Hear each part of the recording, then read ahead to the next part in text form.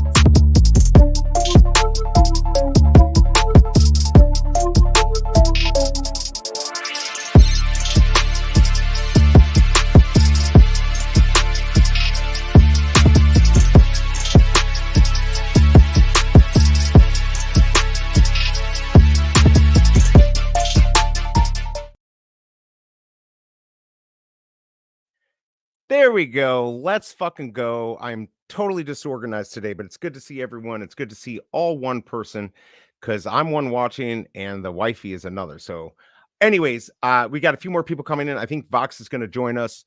We are going to dial in. I have a little froth left, so we can either put it all into one race or, we just do a couple races and who cares how much froth is in there, giving 1, 2, 3, 4 winners a tiny prize. But either way, if you're joining the maiden tomorrow, you're going to want to know what the heck's going on with your dogs. I have no clue. I'm hoping that I can get dialed in, but I don't think I am. So we shall see. We shall see what is going to happen. But thank you everyone for joining.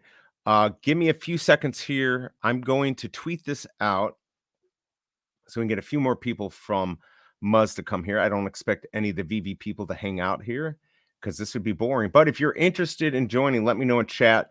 I'll get my affiliate code out and we'll get you a dog. There's Denny OC. Good to see you, man. Just going to put this into Discord. I know it will go live. It will show that I'm live, but just in case, I'll put it in there so people know that we've got something going on. Although, it's funny because it hasn't been pulling up my thumb out. There we go. There we go. Can we dial on a rabbit? So I got that out. I've tweeted it out. I think that's all we need. Yeah. Denny OC, how are you feeling about tomorrow? You dialed in? There's Voxton too. Trying to get dialed in. I don't think I'm dialed in. The God Breeder, I don't think likes me. Vox, I don't think I'm dialed in at all. But maybe I am, but I'm not. I know I'm not. I think I've got one funnel correct. But it's pretty good. Yeah, take your time. Grab some pants and I'll come. This is why I like being a dog. I'm wearing no pants. So yeah. There's Ghosty. Good to see you. There's Low Budge. So Low Budge, just so you know, we're gonna run like just low froth race just to get some data for people. But yeah, hi dog on screen. LOL teasing. It is B Dog. Don't fuck with my name. That's the only thing I have in this world is that and my top hat. So, and my saltiness, as you can see. Let's see, who else do we have in here? We got Chris is here. Chris Don. Did you see my Chris Don Slater? That is my best name dog ever. I am doing good. How are you, baby? Am I a baby? I don't know. Maybe I am, but it's good to see you, brother. I think you're the baby in this whole crowd. You're 19. I think that means that you're the baby. But if I'm the baby, good. That would be great. I don't feel like one though. Hey, Ghosty, my beauty, B Dog, and a thick sausage bar. Yeah, thick sausage bat. Either one sounds good. I missed that bat. Yeah, I don't know where it went. I must have fucked it up somehow. But again, I'm just a dog. Not having opposable thumb really fucks things up.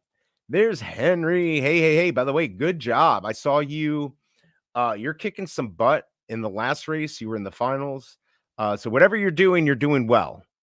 There is a luck factor, but I don't believe that you being so new that you're getting lucky. You've done something good. So good to see a new user in here dialing in quicker than I have. So yeah, where is that bat? Let me see if I can find the fucking bat. It might be too late. I might be able to add it. Hold on, here we go. I have to see if I can find it.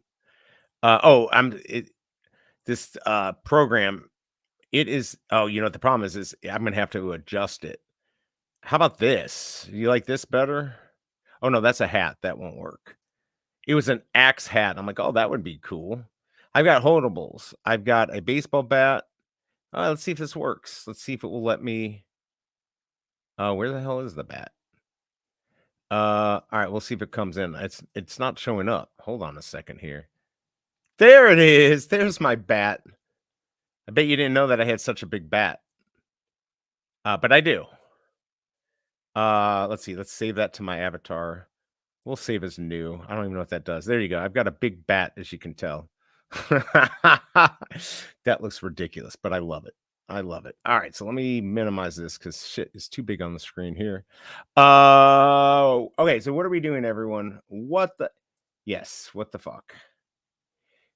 Yes. Oh, ETF with the pumpkin, babe.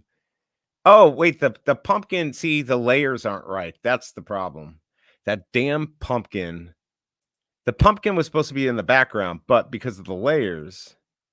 Oh, crap. So now I got to take off this fucking. I don't even know where that is. That's probably a sticker or some different thing that I have no clue where it is. Okay, here we go. I think I found it. Oh, yeah, no, I'm screwed. I'm not going to be able to adjust that. You're going to have to deal with that, the pumpkin on the bat. I have no clue what that means.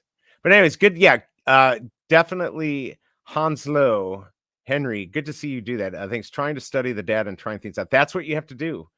And the better you are with data, the better you're going to do. So good to see that. Yes, monster bat. I've got a monster bat in my dreams. Yes, my reach is far ghosty. Wow, that's got bigger. I think Shelby must be near him, right? I think so.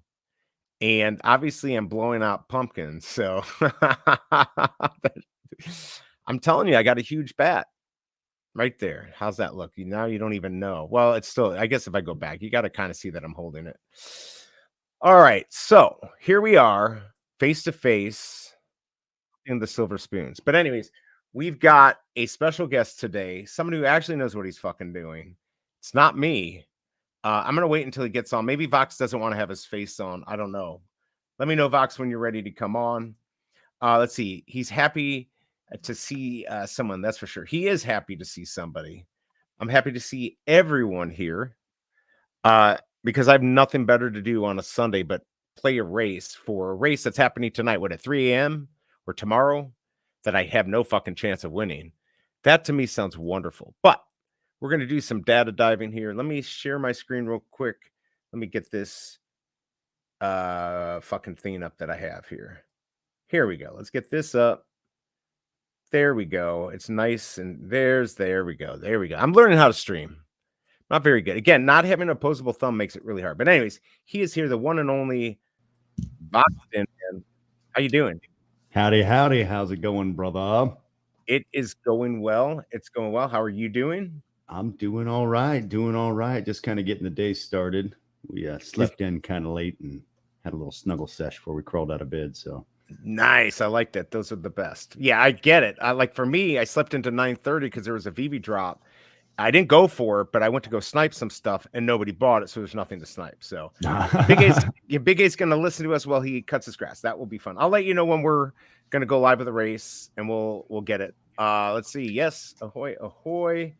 All right. So tell me about your new dog. How do you feel about being dialed in for the race tomorrow? Feeling good? Feeling bad? Hit or miss. I've got 2 in it. Ferminator's nowhere near dialed in yet. He's new and he didn't quite get the same training that my beast did.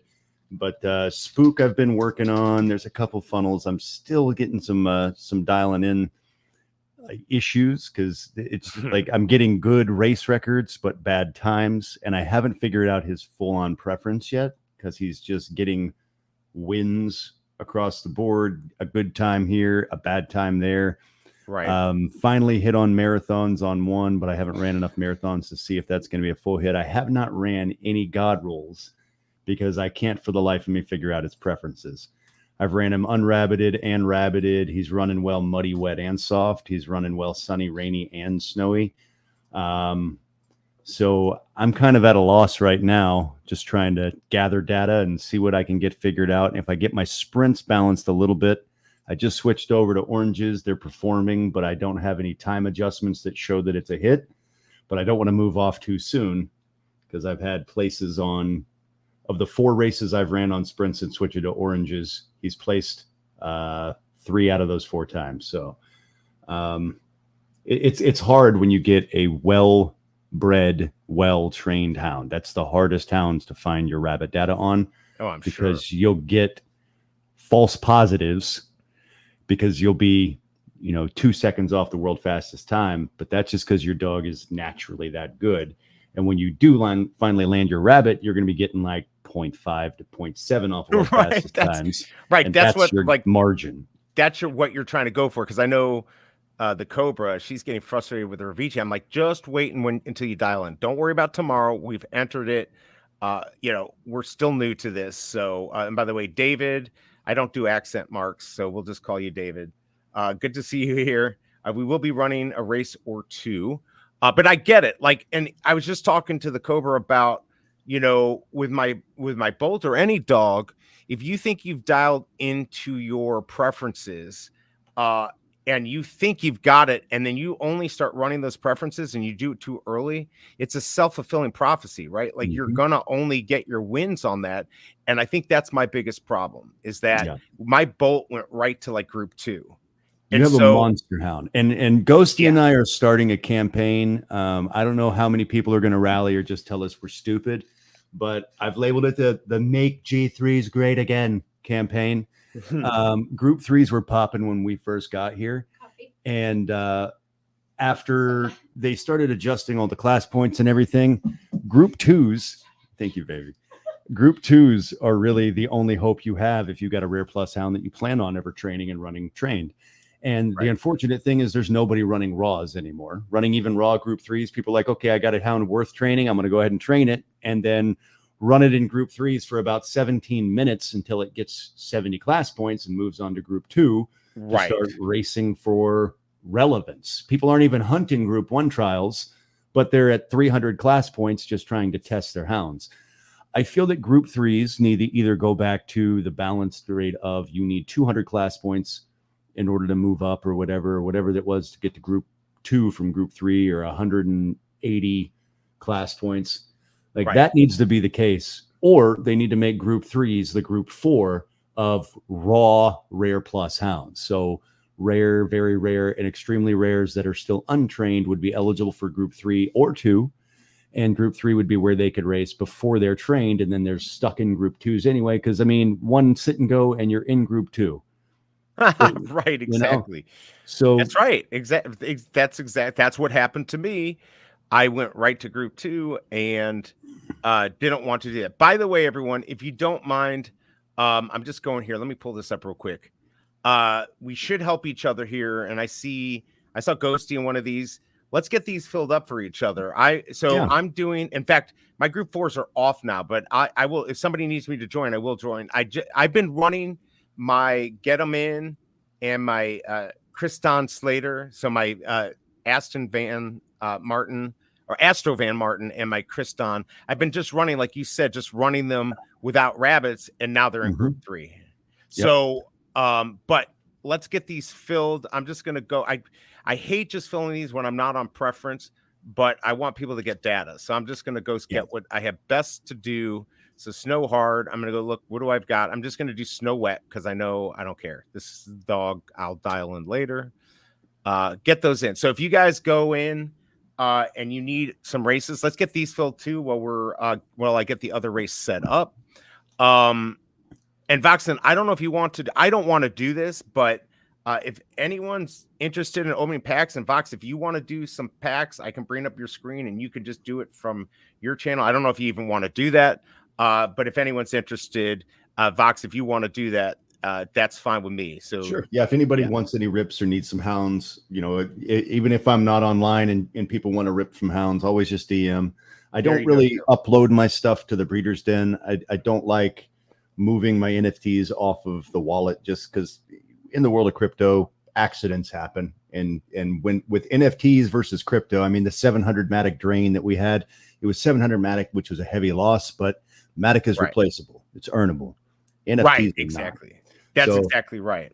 I get a little leery with uploading my NFTs or putting them on platforms, and it's nothing against the Breeder Den guys. I love them, but you know, like they've got devs and other things, and then the website, and things can get stuck.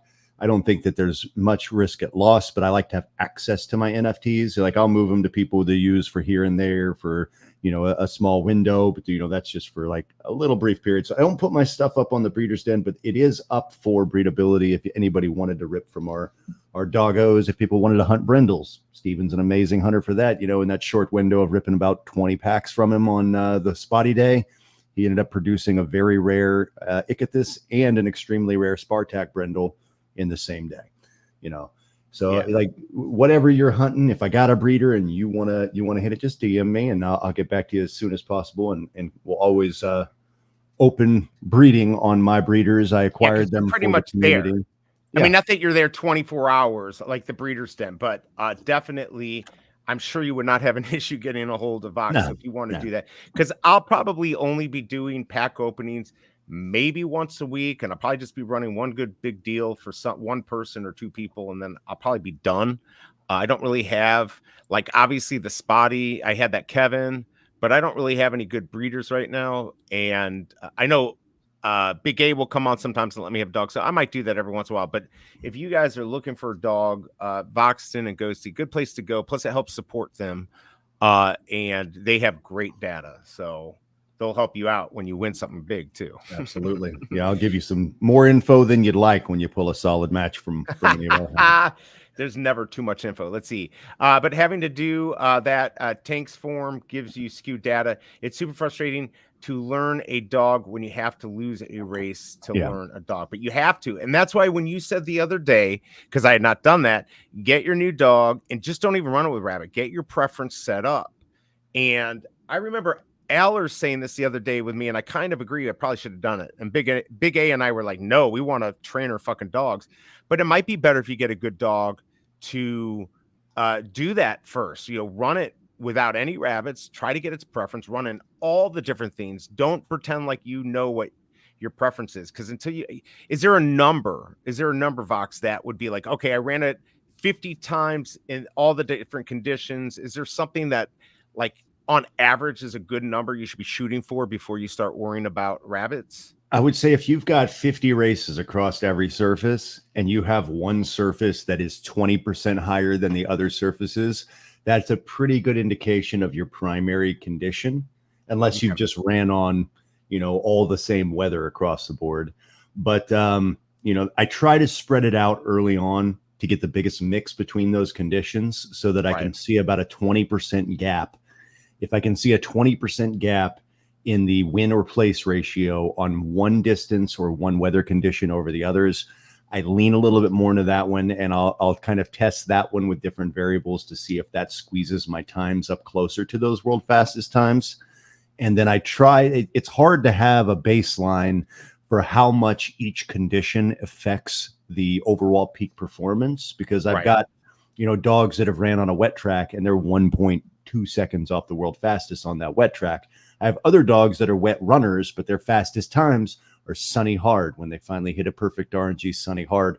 So you might catch some quality races. I try not to lean into sunny or hard too much, because those are the conditions that will allow any hound to run the closest to that 80 kilometer. That's super important. Say that again for everyone to know, because that is super important. The hard sunny is like the preference for almost every dog, right? Yeah. So it's not necessarily a preference for any dog, because a sunny hard race could negatively impact your dogs every time. But on that one race that you roll perfect RNG, consider it, like for your D&D players, consider it rolling a natural 20. There are races that your dog can roll a natural 20, even off preference. And anytime your dog rolls a nat 20 in those consistency checks or those form checks during the race, those fumble checks, when you're rolling those nat 20s and you're critting through those, your dog's not hitting the negative preference that comes with running off of preference.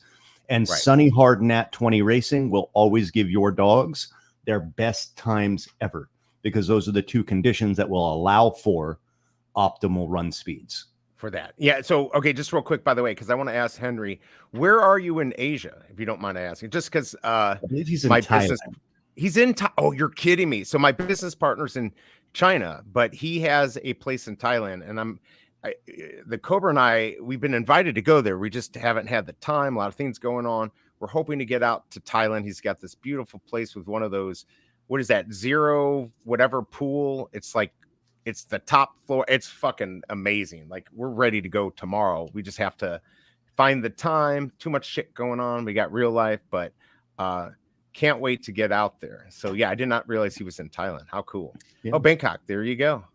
Oh, 9 years. Wow. How cool. Lucky you. And by the way, isn't everything legal there? I think you can smoke pot there legally. I think so. Yeah, I think they just legalized it this summer, I believe. So, yeah, definitely. I mean, there's a lot of information out there, and having Vox on. I learn my dogs before I train. Yeah, I need to do that. It's just I wanted to train that so bad, my dog. That happens as well. You might think your dog has a specific condition and keep running it on this condition, and then your dog might like or prefer other conditions. Yeah, it's a self-fulfilling prophecy, so don't fall into that. So that's what I did with my bolt. I'm like, oh, look, for sure he's got 25% here. It's killing all these others in that, you know, preference, and I think it's not right. Maybe it is right, but until you do a lot, you know, you're screwed. So and there you go. An infinity your data as well. So as soon as you've trained your hound, you're going to run better, even off preference, because now you have stats that kind of bridge that gap. So for what most people have to do in order to get any data, because untrained, your dog is not going to win nearly as much as it's going to trained, especially when you have to dump them into G3s and race them against people that train immediately before they ever touch the track. It makes it to where people that enjoy that raw data to truly figure out their dogs have to skip that step. Because you're not going to be able to unless you only enter paid sit and goes to figure out your data. Paid raw sit and goes is the only way to get purest data before training your dog. And Muzz himself has mentioned that the most ideal way of learning your hound is to race it without rabbits, raw, untrained, to figure out its preferences before you lean into, you know, even training.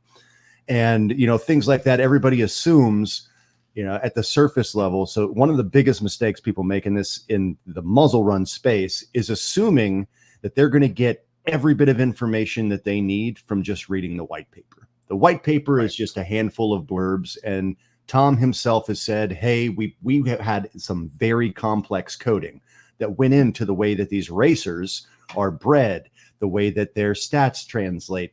And he's even intrigued by the level of complexity that's developed over the course of time since the code has launched into raceability.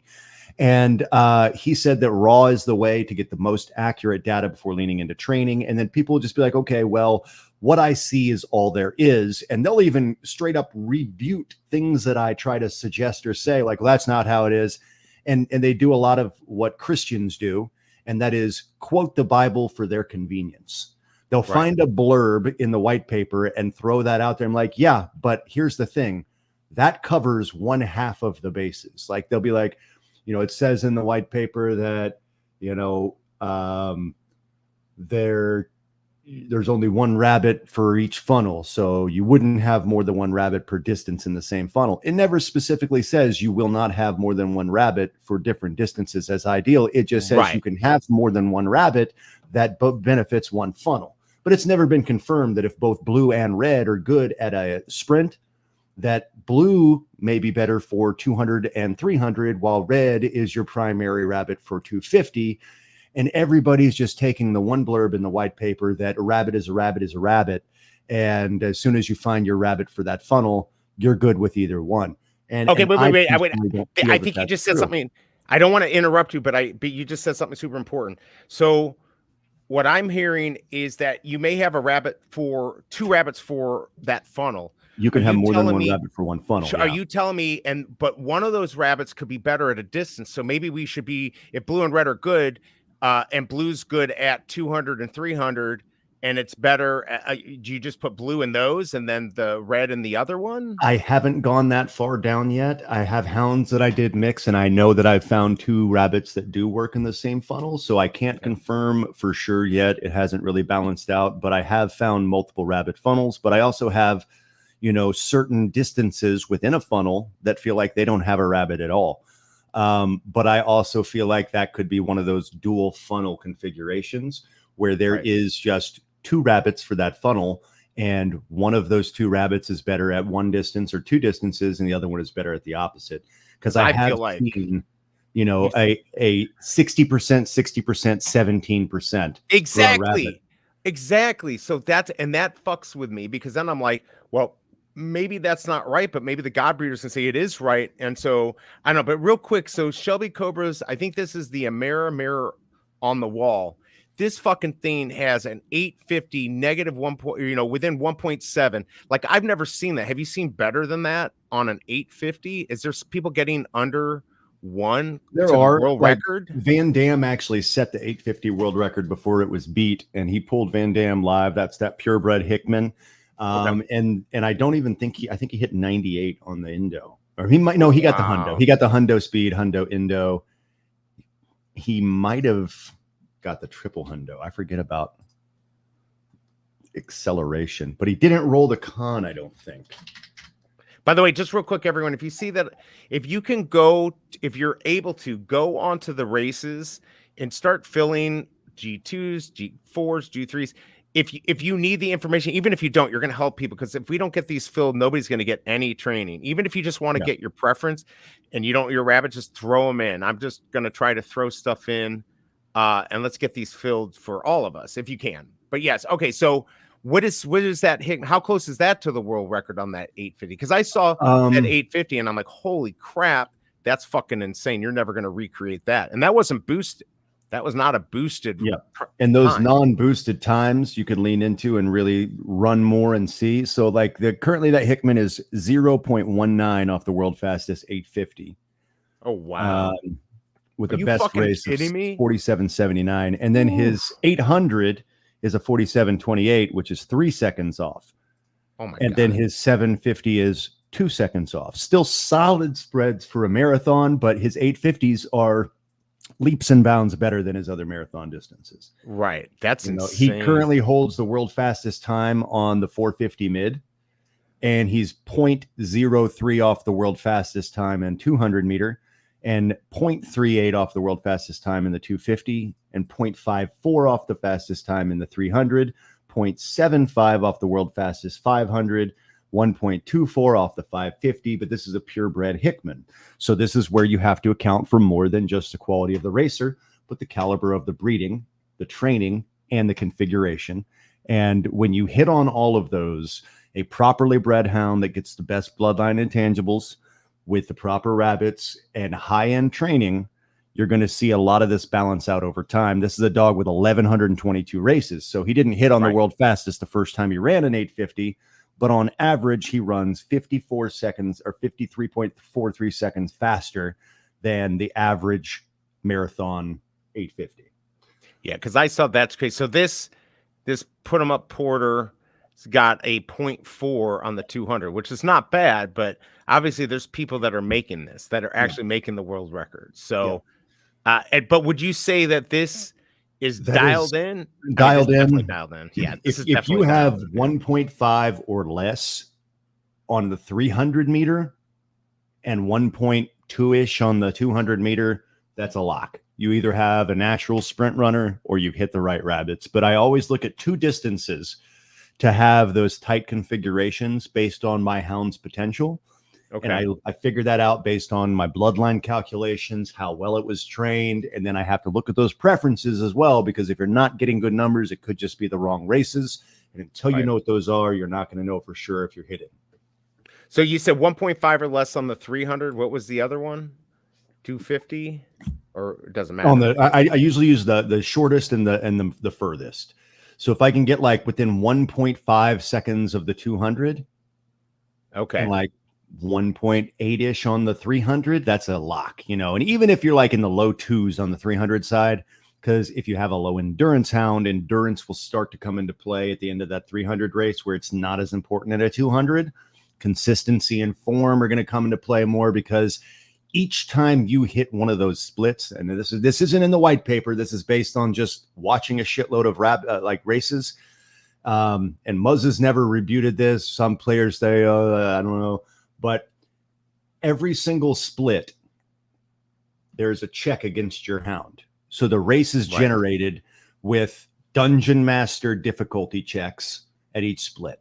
So you might catch a race where every hound runs well and you're going to get a first, but those checks, those roll checks are like 3s, 2s, 1s, super low in. So everybody's going to roll well against that split. And that's why you see, based on the stats and how configured they are, hounds at the same trigger point, you'll see 3 hounds all either catch mud at the same time, or 3 hounds all catch a sprint at the same time. How much of a mud or sprint that they catch is determined on their stats and rabbits, and how fast they ramp up to that maximum speed at each one. I believe acceleration has somewhat of a play in there, but if you're training your form up and you have high consistency, you're not going to catch as much mud because you're going to be out rolling a lot of those checks. So you're not going to need that ramp speed anywhere other than out of the gate. Man, that is gold right there, people. You should be writing all this down. We got Kate, who we all know is Reggie. Hope you're doing well, man. Good to have you in the chat. We are going to run a race here, but we're getting all this data, and a lot of you already know this, and some of you maybe know most of it or some of it. I know none of it. Actually, I know some of it, but not much. But this is gold. This is gold right here, and so I think that's important. All right. So again, if you can, just while we're sitting here, if everyone, you could just, if there's you need information, or even if you don't, maybe you have a shitty dog, you can just throw in. I'm just going to see what I have here. I just look at the preferences. Hail soft. So I'm just see if I have, if it's hail, I'm going to throw it in. I don't care if it's soft. If it meets any of my preferences, I'm just going to put it in just to fill it, to get everyone, to get these filled up. Because if we're not doing it, nobody's doing it. This is why we only need like five new fucking players, to come in and really start dialing in to start filling these races. Because that's the only way we're going to get information. Yep. Information is king around here. I know that everybody's like, well, I don't have money to invest. I can't pay to rip hounds. I can't XYZ elemental P. It don't matter. The free races where it at. If you go out and find 3 friends, you have enough to fill every free and push them. So every 2 minutes, you can get another data point on your hounds if you have 3 friends you're playing with. So if you haven't gone out and found 3, you're doing it wrong. Because I mean, I recruited my wife, and that's like an easy win button because now we get 4 hounds per race when I feeling that's what we say. Yeah, I roll over and say, hey babe, can you put a couple hounds in this race? I'm trying to get some data, and then I get at least 2 more fill spots by doing that. But I mean, if you ain't out there recruiting friends, you're doing it wrong. Yeah, because it definitely helps. Yeah, we'll have to, like, one day when the wife and I are just sitting around and you're just sitting around, we'll just be like, hey, let's just fill races, because we'll literally fill every race that we need. We could look for preferences. One of the things that I want Henry, since he's new, but I think it's important for him to know, he's like, 2 of my friends will be joining this week.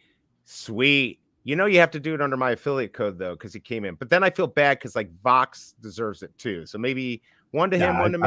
I don't know. I recruit my own folks, man. This is definitely build up that BE army on that, and we do our thing. Chris is out there. Chris Don's always out there recruiting his homies. Yeah, he's doing a good job. He gets his affiliate, he uses mine. So, what I wanted to tell him was the form thing. How important the form is on. I don't even know what I'm doing here. I'll just put this one in.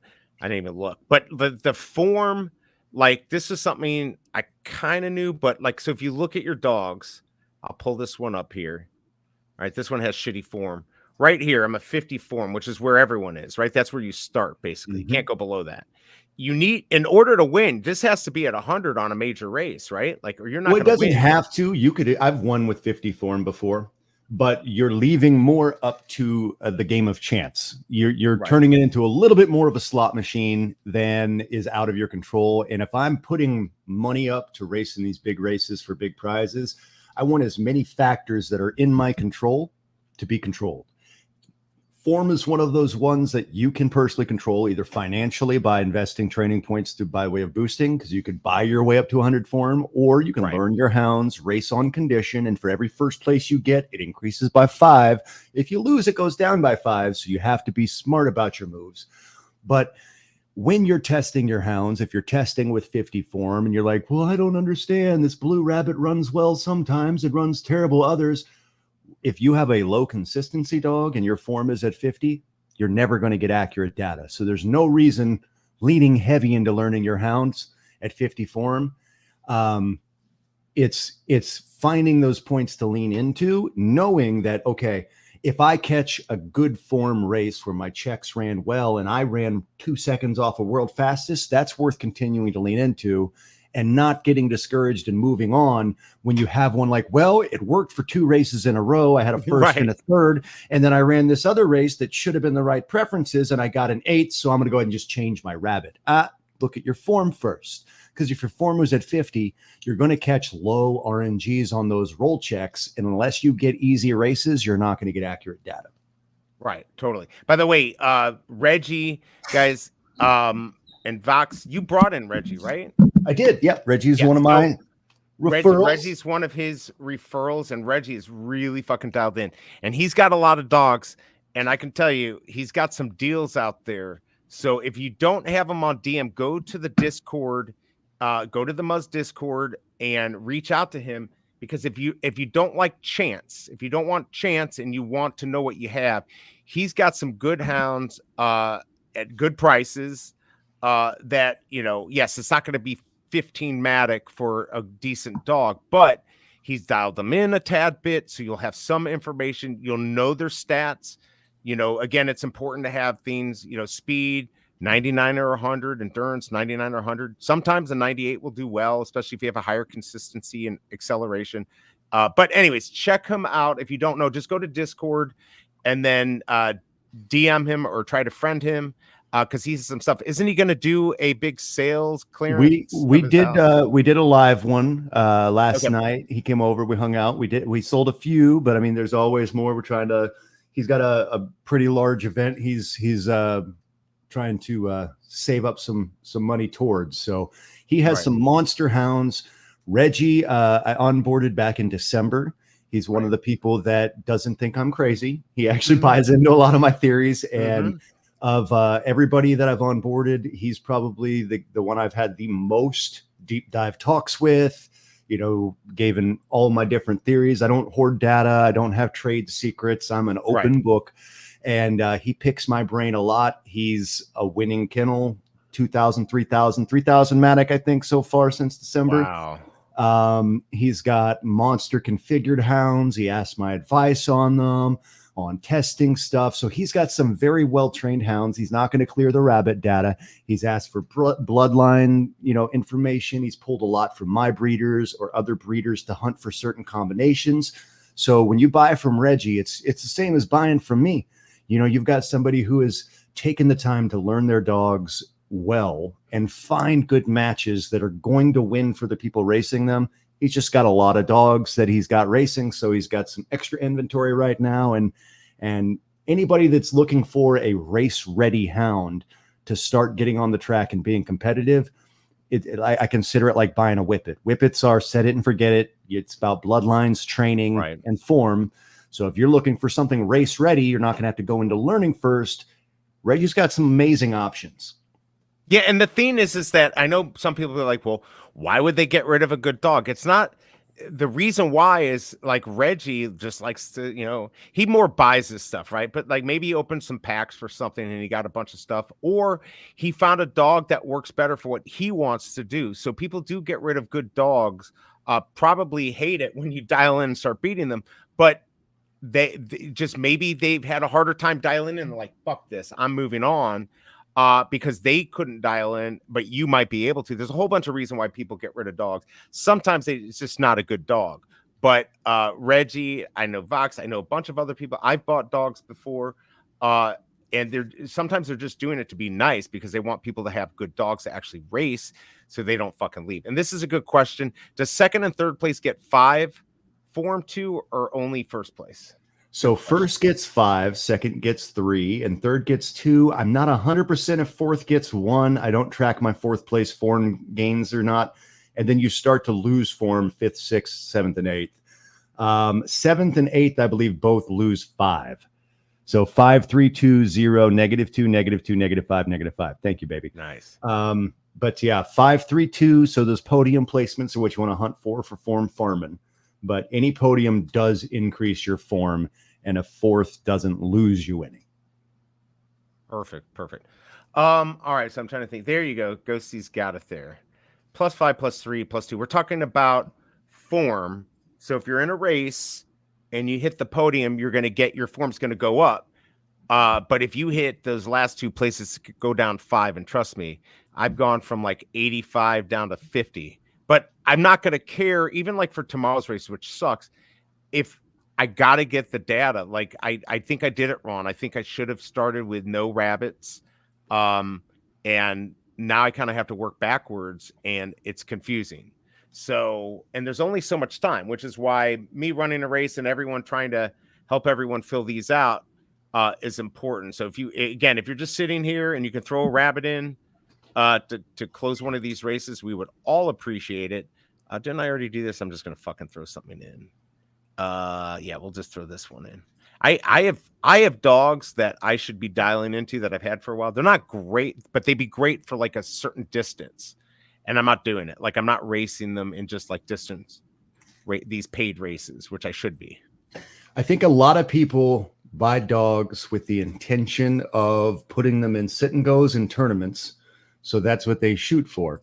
Right. There are a vast majority of the hounds you're going to pull that are only ever going to be good as one-trick ponies. They're going to be good at a certain funnel, and sometimes just a couple of distances in said funnel with one condition and one weather. Anything outside of that, you're going to have mixed results. But those are hounds that if you want to make the most money, lean into that specific functionality of that dog and make it a paid racer for just finding those perfect condition races and make 20, 30 Matic here or there. Don't put them in those S&Gs because S&Gs are so random. You know, if you get a dog that's good at wet with all the conditions, wait for those wet tracks. We got one coming up, the wet roulette. Yes, I saw that. Yep. So yeah, there's a bunch of things. But you could sit for days trying to find a paid race. They almost need like an alert rabbit, right? Like your preference race is up. They actually are functioning a mechanic for a kennel hand that you're going to be able to select your hounds to just get auto placed into races that populate. Yeah, I would love that. By the way, Dave the Bowler's in here. How you doing, man? Good to see you. Yes, that's a big bat. And today I'm not shooting bullets. I'm shooting pumpkins. So the wife's a little scared. But anyways, we'll just move on from that horribleness. But good to see you. We are going to run a race. It's going to be just total shit froth. Let's see. What do we got here? What do you see? Filled some races for. Yeah, appreciate it. We will have a kennel hand. Nice. I like that. And it will do all that. So that I think that's important. I can't wait. I know, like, I kind of wish they would do these races if after 10 minutes they haven't filled, or 20 or 30, whatever it is, whatever number.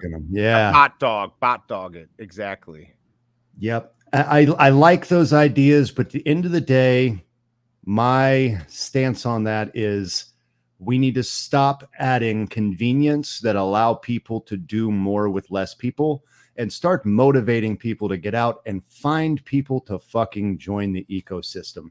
I literally will talk for 5 minutes to a cashier that wants me nothing more than to take my receipt and change and walk out the door about Muzzle Run, because if they are interested, I can jot down my phone number on the back of the receipt and potentially onboard a new racer. We need more players. 100 active racers is never going to see Muzzle Run succeed. That's why I have 35 referrals, and I tell everybody I can about Muzzle Run, because I don't need people to come and spend $10,000 on the game. I need people to come and race. That's it. Absolutely. I completely agree. Oh, these guys. Okay, well, I'll just put in no rabbit here. The other thing I wish they would do is let me put in 2 rabbits at one time.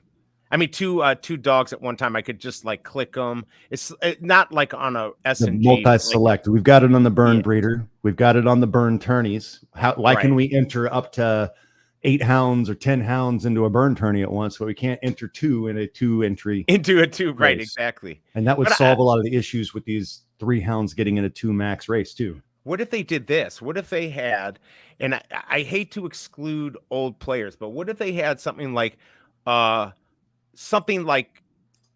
have a free race for new players and it's based on how many have joined the most races, free races to train. So it would help everyone out. It would help them out because they'd go in and train. I've said and that they need to have a free race leaderboard with small rewards. It doesn't have to be the training credits. I mean, they give training credits for the people who win the most paids or enter and point the most high in your paid racing or your dailies. You know, you get 50 TCs for the top like 5 people who have the highest points every week in daily entries for paids. Give out 5 for the highest number of race points / wins and frees. And that's going to motivate a lot of these people, even the OGs that right now, you know, if you got the money to put all your dogs and get all your data through paids, what's the point in racing for free? All that's going to do is help your competition get better anyway.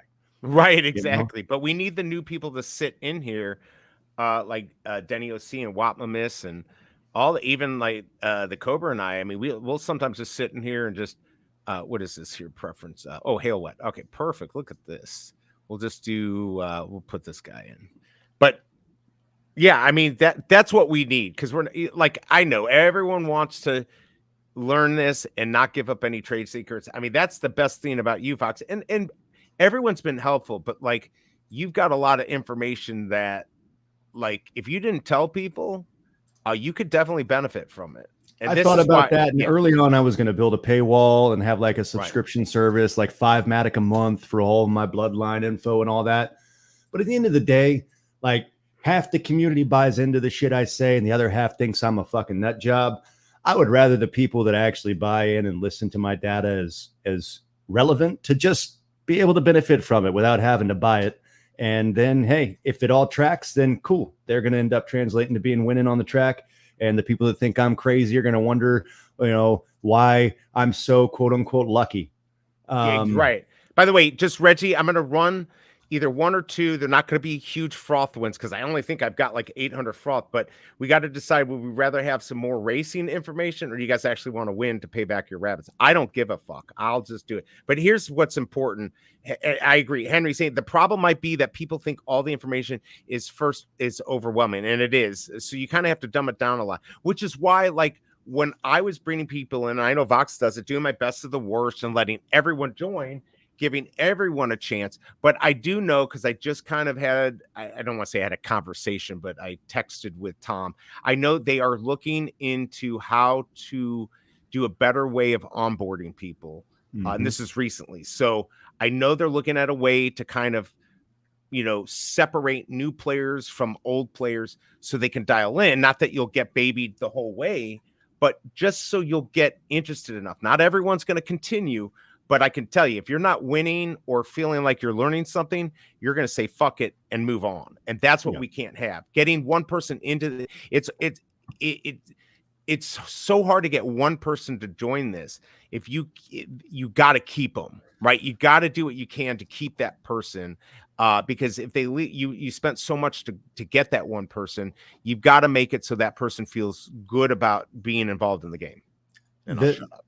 In a game with finances, acquisition, building, and so much overwhelming amount of data for new players to come on board and just be expected to know what the fuck they're doing, it's not going to happen. That's why we like to run those like low end ranges. The G4s even require you to know your hounds, because otherwise a bunch of OGs that have had a G4 that's dialed in 15 out of 15 they've had for a year are going to come in and just shit all over people.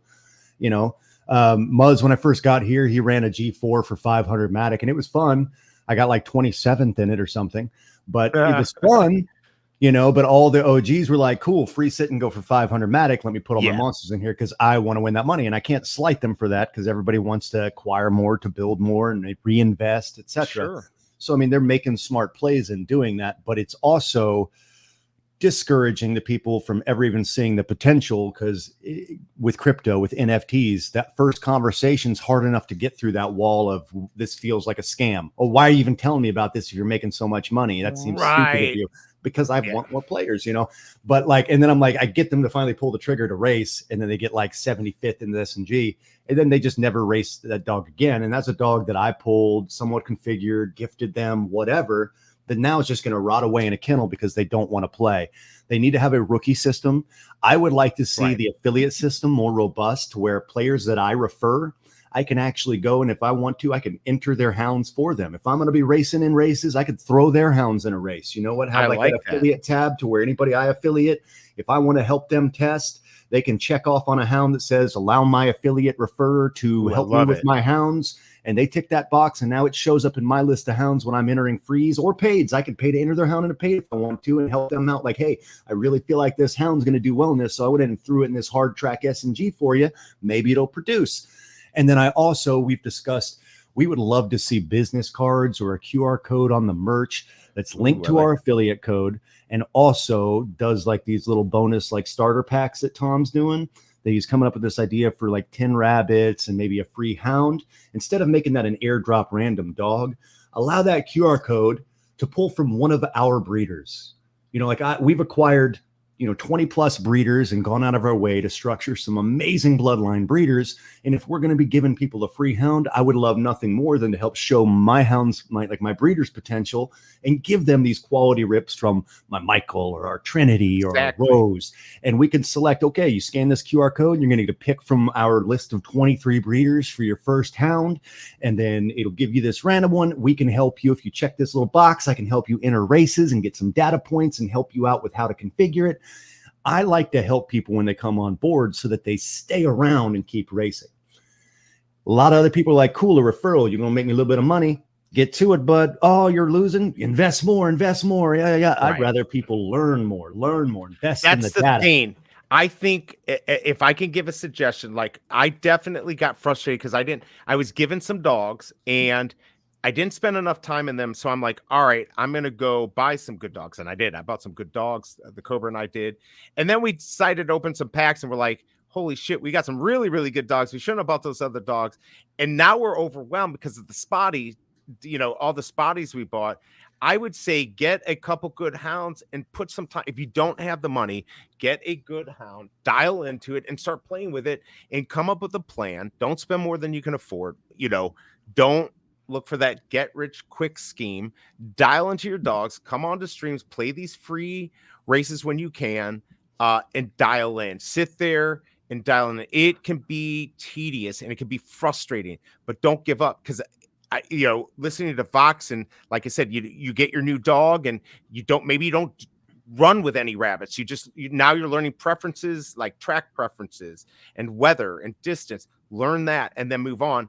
Because otherwise I was spinning my wheels a lot at the beginning, just trying to help people close races. Mm-hmm. That's not a good way to do it. So completely agree. And by the way, again, I know I do pack openings, but Vox and Ghosty, you can contact them anytime. They will open, packs for you. If you want to do it now, I'm not going to do any pack openings. If anyone wants to open a pack, you'll be opening it up for Vox and supporting him, because like you said, I've told him to put this behind a paywall, not to be mean, but he's not getting paid for this. Yes, he might be winning some races, but this information's gold, and he could hide it, and he's not. So the only way to support him is to buy packs and do stuff like that. So just keep that in mind. If anyone wants to open a pack today, let him know, and we can pull up his screen, and we could do it. Or you could do, like he said, just DM him and he could do it. And also remember that Reggie has a bunch of dogs. If you don't want to take a chance,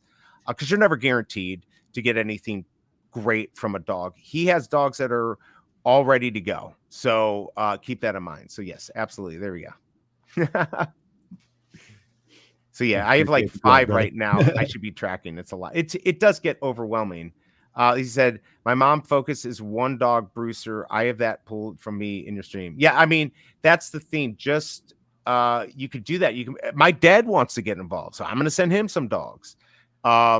Absolutely. I tried to get my dad involved, but he's still of the mindset that crypto is play money. I've tried to tell him that since December, me and my wife are almost up to 8,000 Matic in just race winnings.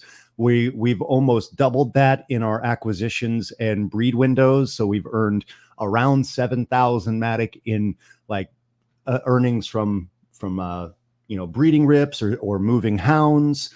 And then our NFT earnings, I don't even tell people, because when I tell them I've got one NFT that's worth $100,000, they're like, "Oh yeah, just play money, monopoly money." And so I don't even have that conversation with half of them. But they still go out and get a job at Subway and quit playing around with your play money. I'm like, well, my play money is making me a lot more than a minimum, and you can cash it out, right? And you can cash it. You can cash it out. What I'm worried about is if I get my dad involved, he's like you, Vox. He will see things that other people don't see. I mean, he was a business consultant his whole life. He's older now. He's 76, but he will fucking go look and he will see patterns and things that other people don't.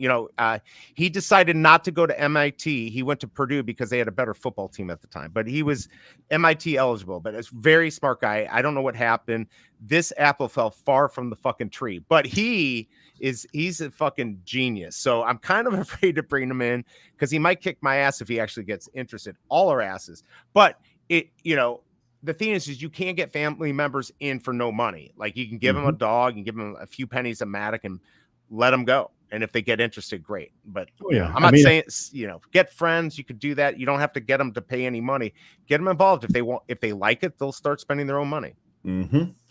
I usually give people 2 or 3 hounds or a couple hounds and a whippet to get them started when I onboard them, and a lot of times, they don't even realize when I first onboard them that each of those things cost $15 a pop, or a little less than right now while Matic's low, but I mean about $15 a pop just to get that racer NFT, whether it's good, bad, or in between.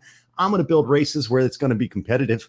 So it's going to be something that people can use to start leverage building on their winnings, and either cash out and pay your phone bill, cash out and buy yourself a nice dinner, or reinvest into your kennel, start buying new hounds, new rips, prioritize your race selections, and you can turn literally, we started, I've gotten more invested since then, but we started with a $100 investment that I didn't even need to make because we got given a few hounds by the community when we first showed up. We each got given 3 or 4 dogs, which was like $60 worth of dogs, which was insane to me coming from, Photo Finish, a completely different community where it's not as abundant. Like, here's some freebies to get started. Here's a free filly. Yeah. Go breed a horse, right? But nobody's doing that. We got given those hounds at the beginning, and I took that $100, invested it in the right ways, and then it was a lot of reinvested winnings to build from there.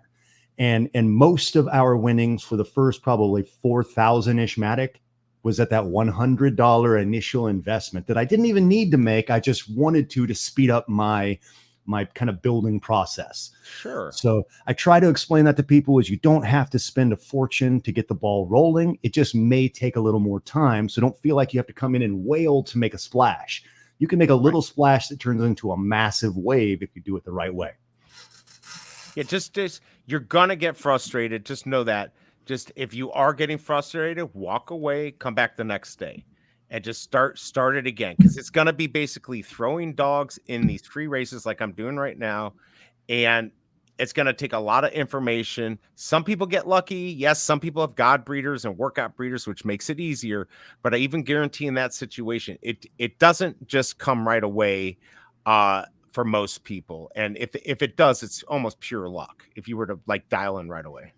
It happens. I've slapped rabbits on a hound and gone back and seen that it was 9 out of 15 correct. So I hit on 2 rabbits straight on the very first configuration.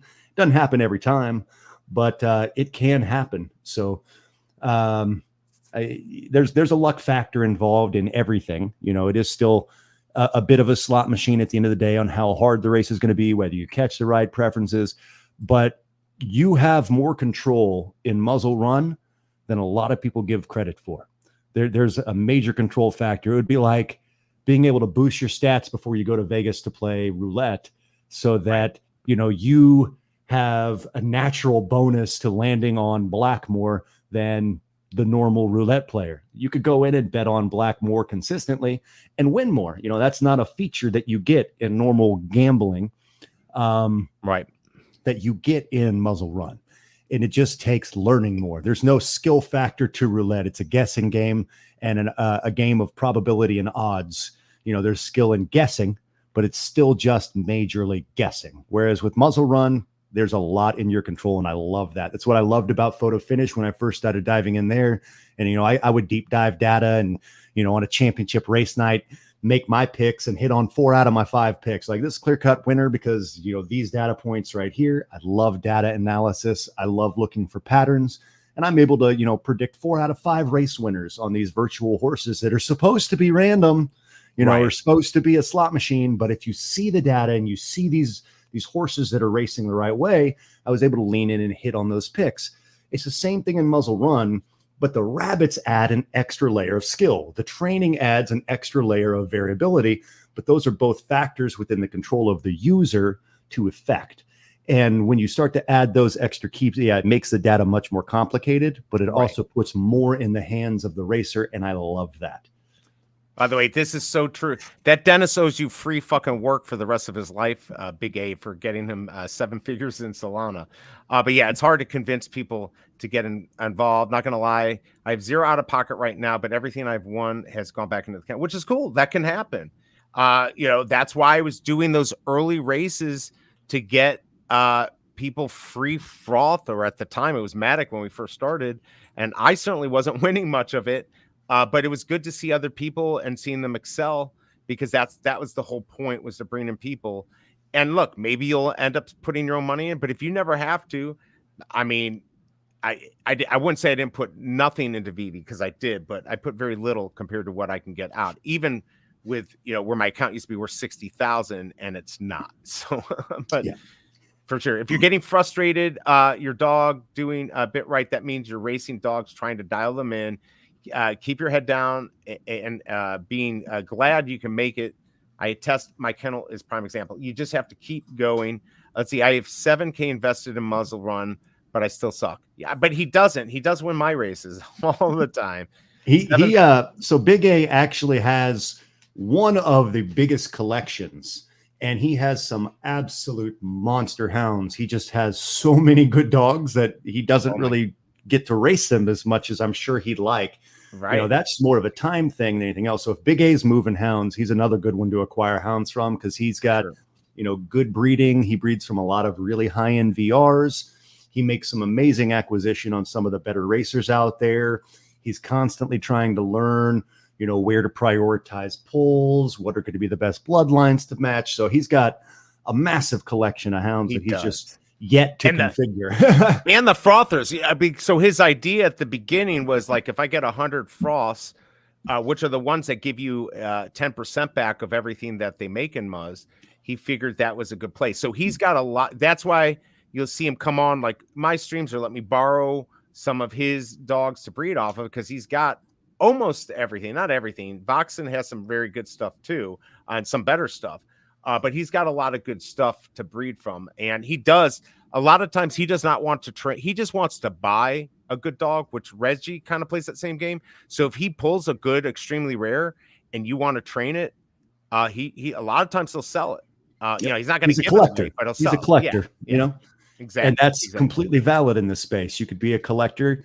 You can be a racer, you could be a breeder, you could be a salesman. Whatever you want to do, you have the ability to do in what on the surface appears to be a very simple ecosystem that has more complexity behind the scenes than most AAA title games that I've played. Right.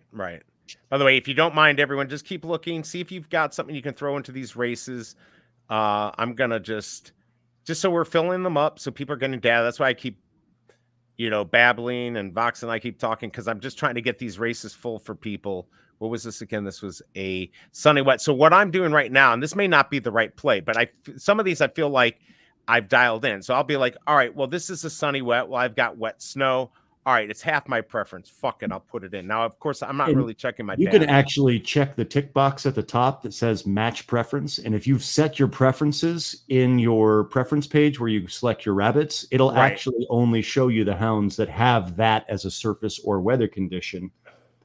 So you're saying, oh, per match track by configuration. default or match Yep. weather by default. And that'll change those. You don't have to do the by default, but you see how it changed the Yeah, you can muddy? put these Yeah. in. Yeah, And that'll show absolutely. you only your muddy hounds or only your sunny hounds. So you could do those when you're scoping races. If you've got a lot of hounds you're configuring at once and you've Right. set those preferences because you've kind of leaned on what you think they may be, it'll make it a lot quicker and more easy for you to pick which races to enter.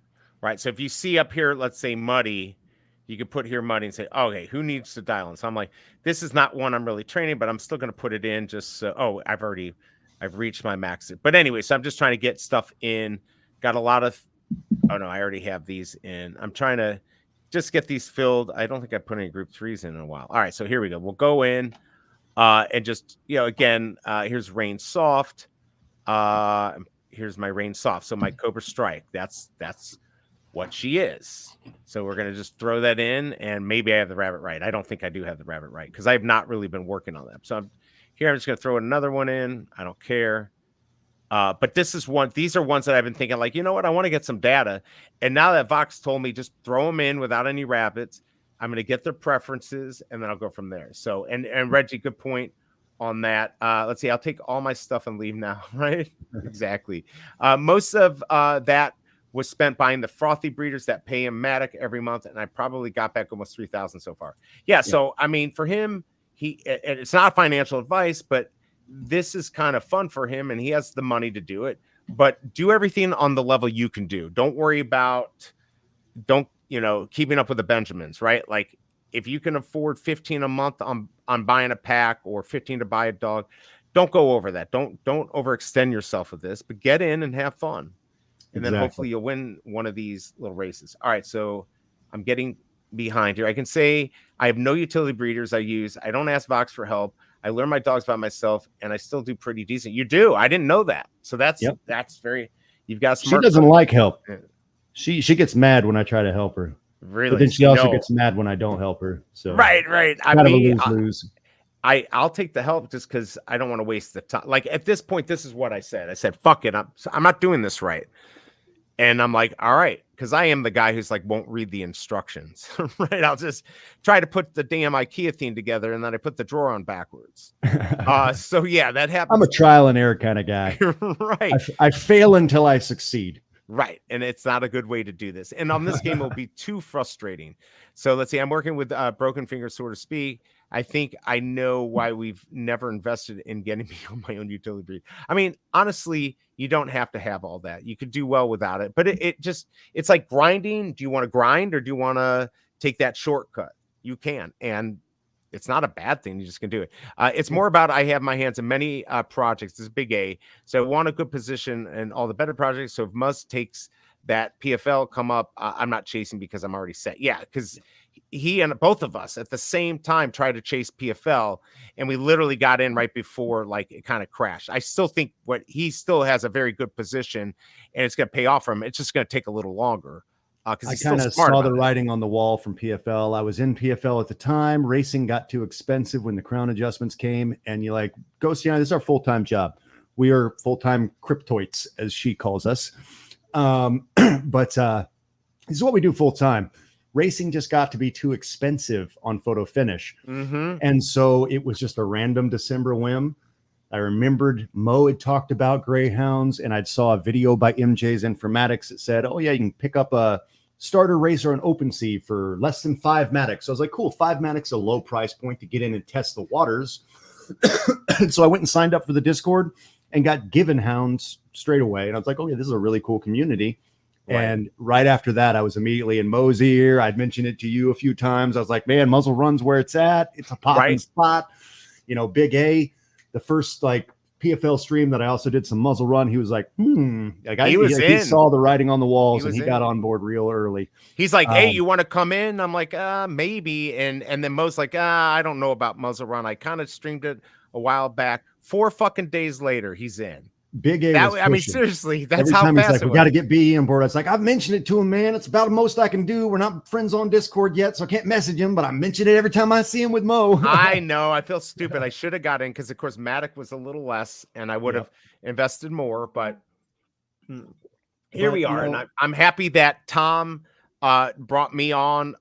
Again, I'm more of a bring people from Vivi onto here. And although I'm learning, you're going to get your good info from Vox and Ghosty and Reggie and even like Denny OC and Wapamus. They're all like picking this up. Henry's going to be having it. Everyone's going to help each other out. And there are plenty of the old players, good players in Discord that helped me. Even like Andy Mack helped me out at the very beginning, and Parsnips and everyone, Jono, everyone's been super nice to me. I know we're all fighting to try to win some Matic or Froth or whatever, but it's important for us to support each other. Otherwise, this game won't be here if we don't support each other and support the game too. So. Exactly. And at the end of the day, it's one big family. Families will fight, but you know, this has felt like more of a family than my real life family ever has. Right. So I'm happy that we found Muzzle Run when we did. It's been a blessing, and really, I absolutely. I'm here for the fam. So, and I'm so excited that you guys have done so well. By the way, hit the fucking like button because I said so. But I'm so excited for you too, because what a great opportunity, and you're a smart guy, and it's like sometimes people just don't want to do that normal grind that everyone does. And this type of thing gives people opportunity. And if you put the time in, this is not financial advice, do your own research, but there are people that make this either their job or to make a little bit of extra money on the side. You could do that, but you got to put the time in. But Big A, man, he is the man. He took all his winnings to go buy an Aston Martin, an Astro Van Martin. So, but yeah, Big A's a nice guy. Vox, everyone in this community is really nice. So glad that I can be part of it. That's kind of nice. Let's see. Andy is a great guy. It's why we gave him that 10,000 quart box after we won the stadium. Yeah. He really is a good guy. He's a good guy. So he's gonna be doing some big things with that corporate box, and some people think I'm crazy for not selling certain assets because we got 3 corporate boxes in a stadium and 2 of them left before I got the 3rd one for myself. Like I had no corporate boxes, just on the word that Muzz said that there would be a 3rd one coming. And thankfully it did show up, but I had actually given out the other 2 before I even had my 3rd, and it's just, we're not here to stockpile our wealth and become, hoarding moguls. We're here for the community. We want the community to be as passionate and fun loving about Muzzle Run. And without disclaimers, I will say this has been the most profitable hobby I've ever had. Right. That's the thing. Like, this is fun for you. Like, this is what would be better than doing something fun. I know Shelby Cobra, she's a number cruncher. I need to look at this. I need to see this like on a big page and look at it. And I will find something eventually, but I'm all over the fucking place streaming and doing stuff. I need to focus. Like, I'm even going to start focusing more on Muzz just because I can see the potential. It's fun. A lot of people do it. I'm not going to, put all my eggs in one basket like this is a job, but it's a lot of fun. And I think it can grow. I think the only aspect we're missing is the onboarding and not scaring people away, because it is very overwhelming. Once we get through that, and the good thing about Tom is he listens, now we just have to wait for some action here. And I think they get it. All right. So I've joined all these. People are probably like, will you fucking get this goddamn race? So let's do this. Let me pull this up here. I'll share this. Actually, we can just go from that screen. Let me go back to here. All right. So we're on here. There we go. All right. Let me go pull up my portal right here. And we're going to go see about making a race. I hate that I have to have the screen full or almost full to see everything. There we go. That's about as small as I can have it. Can I do it like there? Yeah, in order there, that's as small as I can have it. I guess I could go, can I do this? No, I can't do that. I was trying to see if there's a way to shift the page without me having to fucking edit shit, but I'm not going to do it. Anyway, so here's what I got. I've got 895. So our choice is to run 2 races, like run one, maybe watch it and talk, then run another and leave. Because I don't know what is, it's 3:00. So that might be the best way to do it. I mean, I don't really care about getting my money back. I'd rather run the races and not have people pay. Is that the best move, or do we want to just give away this whole 895? What do you think? I mean, I'm good with what everybody else wants to do. I'm here to race. We ran 2 paid 96-hound races yesterday that took 6 hours. So I love getting data. I love getting dogs on the track. So I'm down for either. Reggie says 2 races. So yeah, we can split it up into 2. Yeah, let's just I'm split it all- up into all 2. full. We'll do 400 on one, 495 on the other, just to make it easy. So we'll juice up a shitty froth for a little bit. Did you like that last race? I mean, should we just run the? I don't even know what it was. It was losing money, something like that. Should I just run that, or do we want to do something Yeah, I different? mean, it's just data It's race. just data dive. Yeah, Yeah. lose money tournament. We'll do redux. We'll just rerun this again. So the only thing I just want to make sure boosts are off. Not only because I don't think we need it on, but we don't want to waste boosts, Right. especially if you bought boosts. Do you want 2 dogs, 3 dogs, 7 days for sure? Are we going to fill? I don't think we're going to fill 32, or maybe we would. I'd say two is probably the play. Okay. Going more 20 than that, if you're going to be like having 32 hounds, 3 per kennel at 32, it goes up quite a bit as far as how long each day's heats go. So if you got a lot of folks wanting to race and stuff, keeping it at 2, but putting the entries up to, as high as maybe 40 still makes a long race, but it's better than doing 3 hounds and 50, whatever it is, 56. Yeah, that'll be too much. So you're saying 2 and 40 or 2 and 32, or Just what depends on how many racers we got. All I right, usually do 2 and 32 on the data dives, but I'm going to do 2. If guys and gals, let me know in chat. Just put race, and let me know if you're here, because I mean, just looking at how many people we have here, we may only want to do 24 because it looks like there's 13. I mean, we could do 32, and there'll be some people in the background that will hop on. Go see Telvox and make it 75 froth entry. No, we don't want to make any. See, Yeah. I don't want people to pay. That's the reason I've been doing this, is just so people don't have to spend any money. Because there's plenty of races that they could do with like Voxton and all the other people. We can run some 75 froth data dives later, Reg, if you want. I'm probably going to stream at least my my mystery box opening on the Pirate NFT game that we got, because they just opened NFTs, or the treasure mystery chest opening like 5 or 6 hours ago. So I'll probably rip our mystery chest at some point, go live, do that, and then we'll definitely do some paid data dives. If folks want to do some 75 froth data racing, we can definitely do that. Yeah, for sure. And I think that's good. I just like the new players. Some just don't want to invest money because they don't know where this is going. And I get it. People don't want to throw money at bad stuff. So yes. And Big A wants to know, what's this pirate NFT thing? It's basically like Pokemon Go with pirate ships. It's a move to play game. It's available on the app stores. It's going to be on both the iTunes App Store and the Android. The reason why I think it's going to be an NFT crypto project that hits Polygon Network, and there's no wallet registration needed. You can download the app. They create the wallet for you on the back end for storing all of your stuff. Every pirate that you buy for your crew that enhances your profitability, basically go out on your solo crew with 1 pirate. It's required to have at least 1 to do the earning. You go out and dig these treasures by walking to these different treasure chests that appear when you go on a pirate hunt, and you'll farm pirate rum bottles, which is their crypto, and gold, which is used for like increasing your assets as far as your enhancements go. There's ships, items, and crew members, and the ships will allow you to attach multiple pirates to your crew. The items will increase just their stats that either will reduce the distance of the chest from you when you do a hunt, or the time it takes to start a new hunt, or the time you have to make it to those chests, or the amount of crypto inside of them. But people can literally just download the app and start playing as just phone users and buy a pirate. They're not doing purchases with Matic. The pirate purchases are all App Store purchases for $9.99 for a pirate.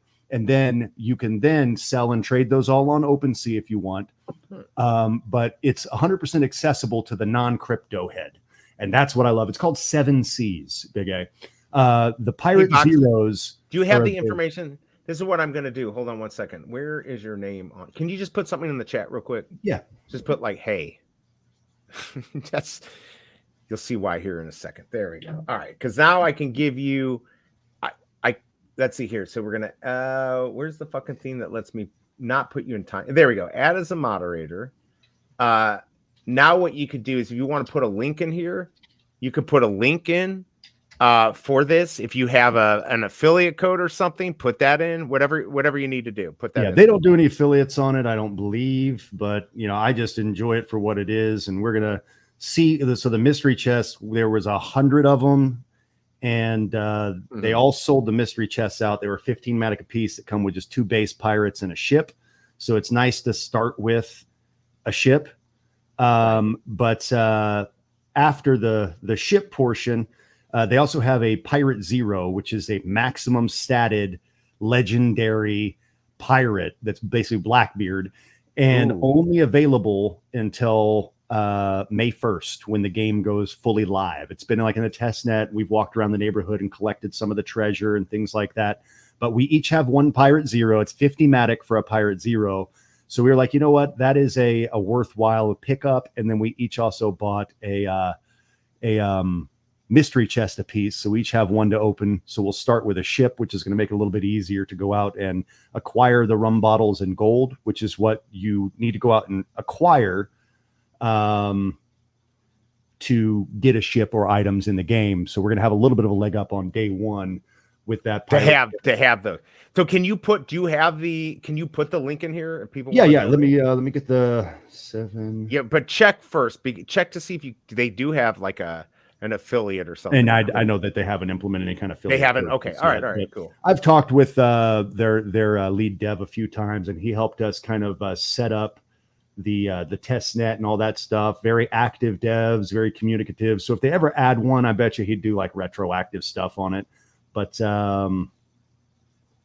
let me get the link. And by the way, Reggie, this will be open. So what I have so far, 2-7. I'm just looking up here. Open. Everything's open. So you could do what you want. If you want to put rabbits in, no rabbits. I'm just going to put in I only have 2 dogs and the maiden tomorrow. I'm going to go ahead and run those. Everything. You can do what you want. If you want to throw in your best dog to win fucking 100 froth, go for it.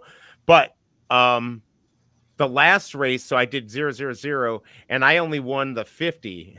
I didn't even expect to win anything. So that was already an amazing win right there. All right. So we'll make this, we'll boost it a little bit. It's still going to suck.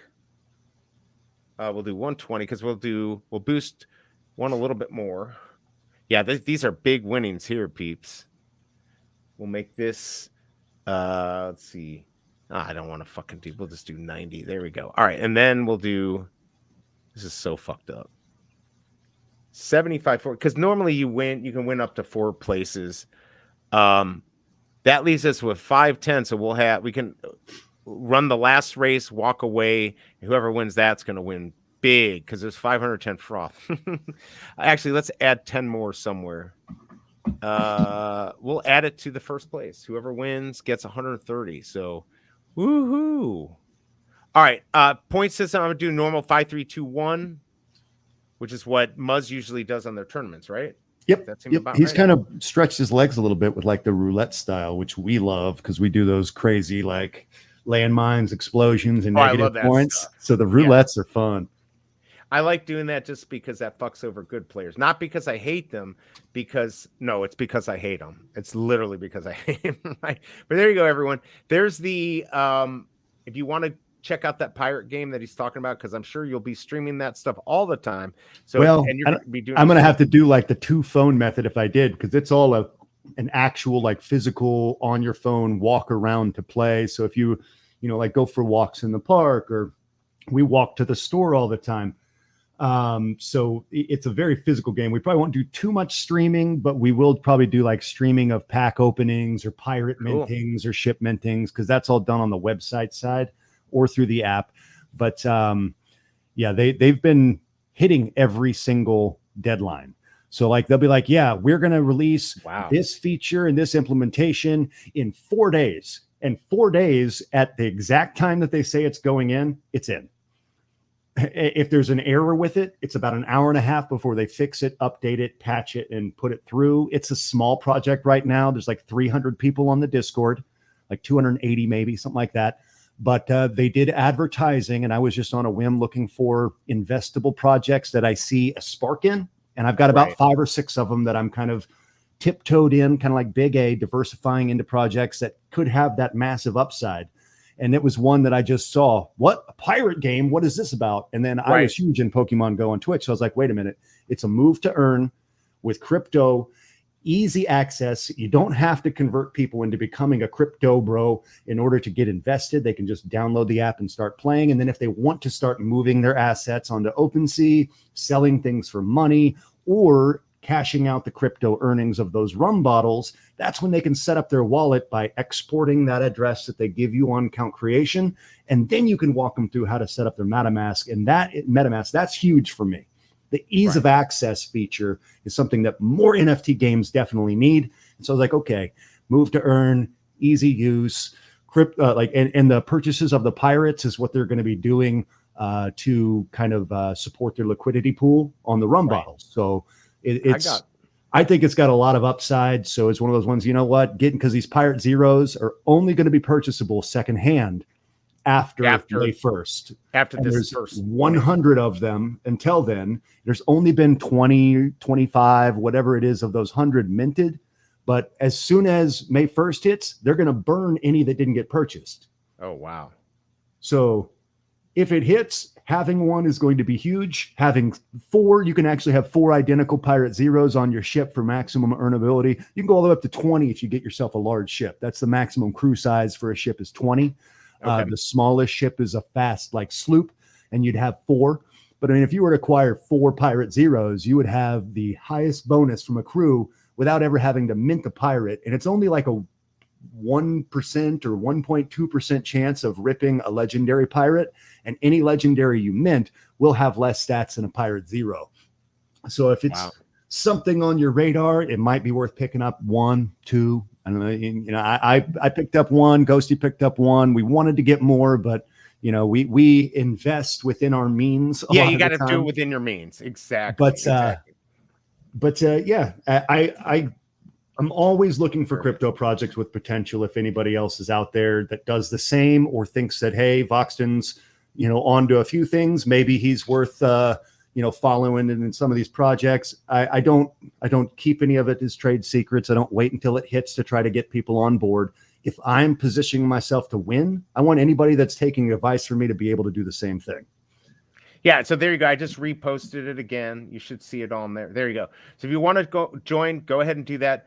We got a few more people in here. I don't know if you're Muzz people. Let's just do one more check here. Put race in the chat. Let's see how many are here to actually race. Put in race. Don't make any other comments. Let's get this counted to make sure if we do 24 or 32. I just want to make sure we do it enough, but I also don't want to sit here waiting for this thing to fucking fill, because then I'll kill myself in a video game, of course. All right, so there we go. We got race. Oh, see, we do have some people in the background there. There they are. If you don't let us know, you might not get in. All right, 1, 2, 3, 4, 5, 6. There's Ronnie. Got it. Finally got it this time, Ronnie. 6, 7. Come on.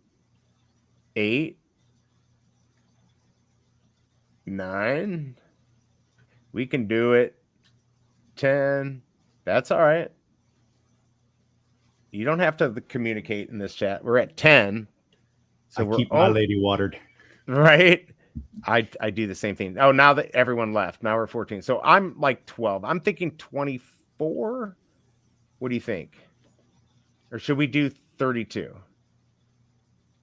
I mean, we could we've do only 32 got a handful. Either way. Yeah, we've got right now with my count, we've got about 24. Yeah, and 32 of Phil. 32 of Phil. All right, we'll do 32. And just leave it at 2, or should we do 3? No, let's leave it at 2. Okay, so everyone, no boost. That's the only rule. Whatever you want.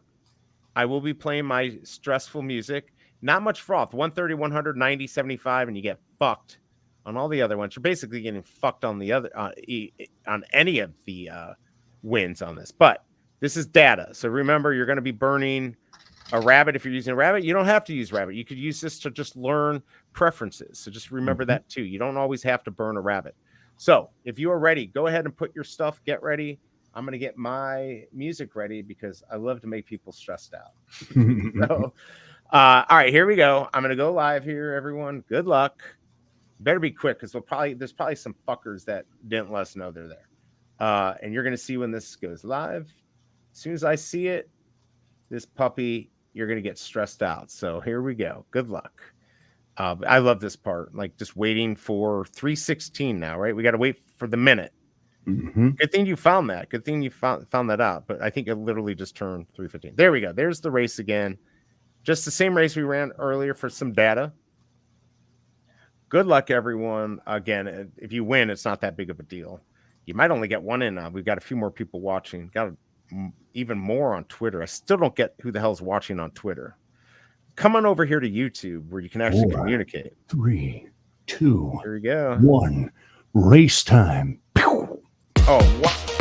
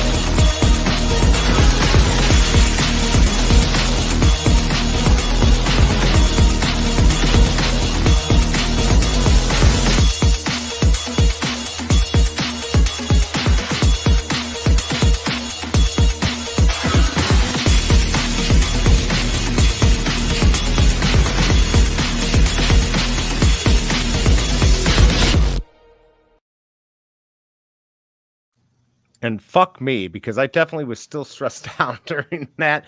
And I'm like, am I going to get him in? I knew I was going to get him in, but I still was stressed out. Yeah, 32. One tip on registration. Ghosty actually found this one. She's just as good as I am at finding these weird little quirks and things. But you click on register, click on your hound, click on confirm. Don't wait for it to say success. Just click outside of that window to where you go back and you can just click the registration button, select your second hound, register, and then just sit there and wait for it to succeed on both. And that's a little bit VV quicker trick. to get your second one in. On the rebounds, we would do that on VV. We would click it as soon as it said processing. You click out and you could buy another one, and you just do it over and over until you couldn't. So good to know. That's interesting. All right. So what I'm going to do, did everyone in here get in before I post this onto Discord? Did everyone who wanted to get in this? Let's see if we have any stragglers. So far, this is just a small group of friends here. We don't want to let any outsiders in here. Oh, never mind. It's even now. It was at 25. Yeah, right. So now we're even. We only need a few more. Did everyone get in? Let's see, but it didn't work today. So hate me if it doesn't work. Oh yeah, I guess that would be a problem. It worked for me on both of mine. Did get in. Yes, he's got Dog Mother in here. We only need 6 more people. I think we're good. Everyone get in who needed to before the Cobra's in here. Hanslow is in here. I'm wishing him luck to win. There we go. 27. If she's got rabbits, Denny, you can tell her to go in and set them before it fills. You can add from the registration page. Looks like Shelby doesn't have one on Hey Brother. Getting that raw data, maybe. Oh, babe, are you not meaning? She may not be meaning to run with a rat. She may just feel she was having a hard time figuring out if she thought she was dialed in and then wasn't. Me, I'm not sure, but I went by fastest time, and my fastest times were on what I thought it was, hard cloudy. So I think that's what it is. But yeah, I'm pretty sure that was confirmed. But who knows? Who fucking knows? Let's see. I didn't play rabbits either. I decided to test my new dog. I just need data for tomorrow's race. I didn't change anything. I changed one thing on my rabbit talking to you, Vox. I don't think I'm really as dialed in as you think. I mean, I know I'm not. Just looking at the times, though, and Yeah. times is what I look for. Right. With the time spreads where you're at, I don't think you've hit a 300 on whatever your rabbit is, the right conditions at that 300, but your 1.14 is pretty solid. Your 1.77 is pretty solid. Sprints may need a little bit of work if your 300 doesn't balance, because you may have a hound that gets down to those point whatever times on the sprints, but it's worth leaving it for now. Your mids, anything from 2 to 4 seconds during early testing is a solid mid to leave alone. And that 4-second on your stay is what had me, kind of refer you back to greens for further testing. Right. The longer a distance is, the wider that number is going to just naturally be, especially early on. You're not going to hit your perfect marathons and stays straight out of the gate unless you just happen to catch that perfect RNG race. So when you have a 4-second stay, early racing, it's worth leaning more into the rabbit testing, because you only have 6 races at that distance. And with a 4-second off a world fastest time, it's worth leaning into more to see if you can catch some trends on the same color. And your marathons, that 8 to 9 seconds is a very sweet spot mark with your early testing. So your marathons might need a little bit more leaning, but with 2 of them that are that sub 10-second time, with that few number of races, you might have actually gotten really lucky on hitting on your marathons as well. With the 100 endurance, you're going to see tighter times, especially because you have that high consistency. When you get your form cap, you're going to see those distance races running more clean, because the more splits that there are in a race, the more dice rolls there are for those consistency form checks, and your endurance will play more of a role, because the lower your endurance, the less distance your dog can run at maximum potential speed. Interesting. And by the way, thank you, Ghosty, for telling him to do that. I had a little pity cross we named Paris. She was the sweetest thing. Pity cross we named. So we got to get Denny a Paris come December. Yes, for sure. Poor Maverick. I was so sad about hearing about Maverick. Good cat. I'm going to go ahead and let me just put this in Discord, because I think we got everyone who needs it. I'll tell them we need 4 more. But we'll be rooting for the dog mother with Maverick there, Mr. Maverick, kind of running that legacy. So absolutely. I'm always going to be rooting for Mr. Maverick when I see him running. Absolutely. I'm in with you on that. So let's see here. Did we get, we got a few more. Might have been, I didn't even have to do that. I see a few of the good players got in here. Not, I always, Vox and Reggie already are good players, but see some of the older players. So they might be new players, but they're good. We're almost there. We only need 2 more. So I don't think we're going to be, there we go. If we got 1, we know this is close. There we go. There it is. Who was it? Boom shakalaka. Do they enter? Bread and butter. There you go. CJ got 1 in. Noski got a couple in the mix. There you go. So we got some good players in here. All right. So, but that's a good test. Like that doesn't scare me, because I want real data, and I can't find out until I actually race against good people. So. Exactly. And that's why anybody who owns a workout breeder, do not race bot dogs. Don't select one dog and run them to the workout, because that's going to give you nothing. Right. Race against your own configured hounds that perform well in the conditions you're selecting, because that's going to give you a much better litmus test for analyzing your dog's speeds and placements to see where the adjustments need to be made. Because you've got a better trained dog that's losing consistently in the workout races to your lower trained dogs, then you're getting those 8-second gaps or 4-second gaps in the splits on where they're placing. You could probably move off those rabbits fairly quickly. And that's the biggest benefit of those workout breeders, because if you know the pool you're testing in, you can get your dog's form high enough to get consistent data, slap them in a workout race with your other dogs, and you don't have to worry about losing form or class points on any of them. So you can race your G1s, your G3s, your untrained G4s, whatever you want to put in to kind of test the spread. And having those different data points in each race gives me good placement points to see where my dogs move up or down the chain on the 1 or 2 dogs I'm testing for each of those workout races. Yeah, that's better than me. I mean, I definitely don't run the bots. I run my dogs, but I don't think I have enough dogs that can actually run every preference that I need to test. But definitely, at least don't do the bot dogs. And if you can dial in, that I think that's the best way, like you said. You have a lot of dogs. I don't. I'm very much the kind of person that I believe in the crypto ecosystem since getting turned on to NFTs last November and like the blockchain Web3 world. We need more ways of people basically earning through support. And I feel like one of the features that I would love to see for these workout breeders is the option of people putting their dogs, now that we've got a marketplace, select a tick box on your hounds that says rentable. And not rentable to race in tournaments, but rentable for workout races. If you could pay somebody one Matic to borrow their hound for a workout race, and you know that this is the best hard sunny runner in the game, if I could race against Van Dam anytime I get a hard sunny hound to see where my times compare to Van Dam or Ready to Run, I would pay one Matic just to get them in a workout race to test against Van Dam, knowing it's not going to affect my class points, not going to affect my form, but I know that I've got that hound. Stable Bros can make a fortune just allowing people to work out tests against Van Dam. Yeah, that is those sunny hard times. I like that. All right, so we got our first race going here. Your Furminator, look at you go, and this is when you're trying to get dialed in. Looks like you're off to a good start, right?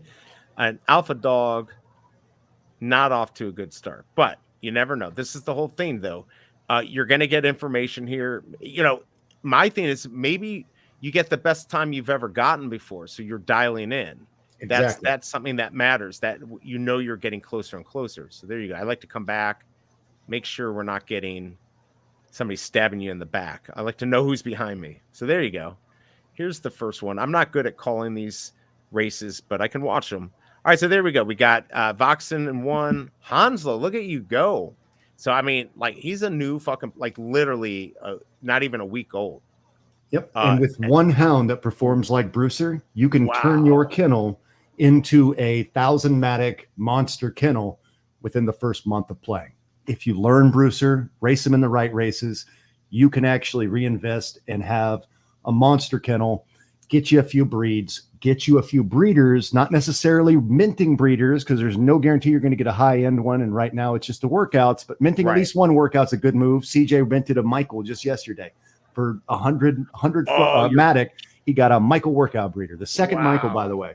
You got to be kidding me. We're in the back half of the pool of entire breed pools. Like I know, like I breed 6,000. We're getting still, by the way, Thanu, it's good to see you, man. All right, go ahead. Sorry. There's still like 4 or 5 Hickmans in the pool.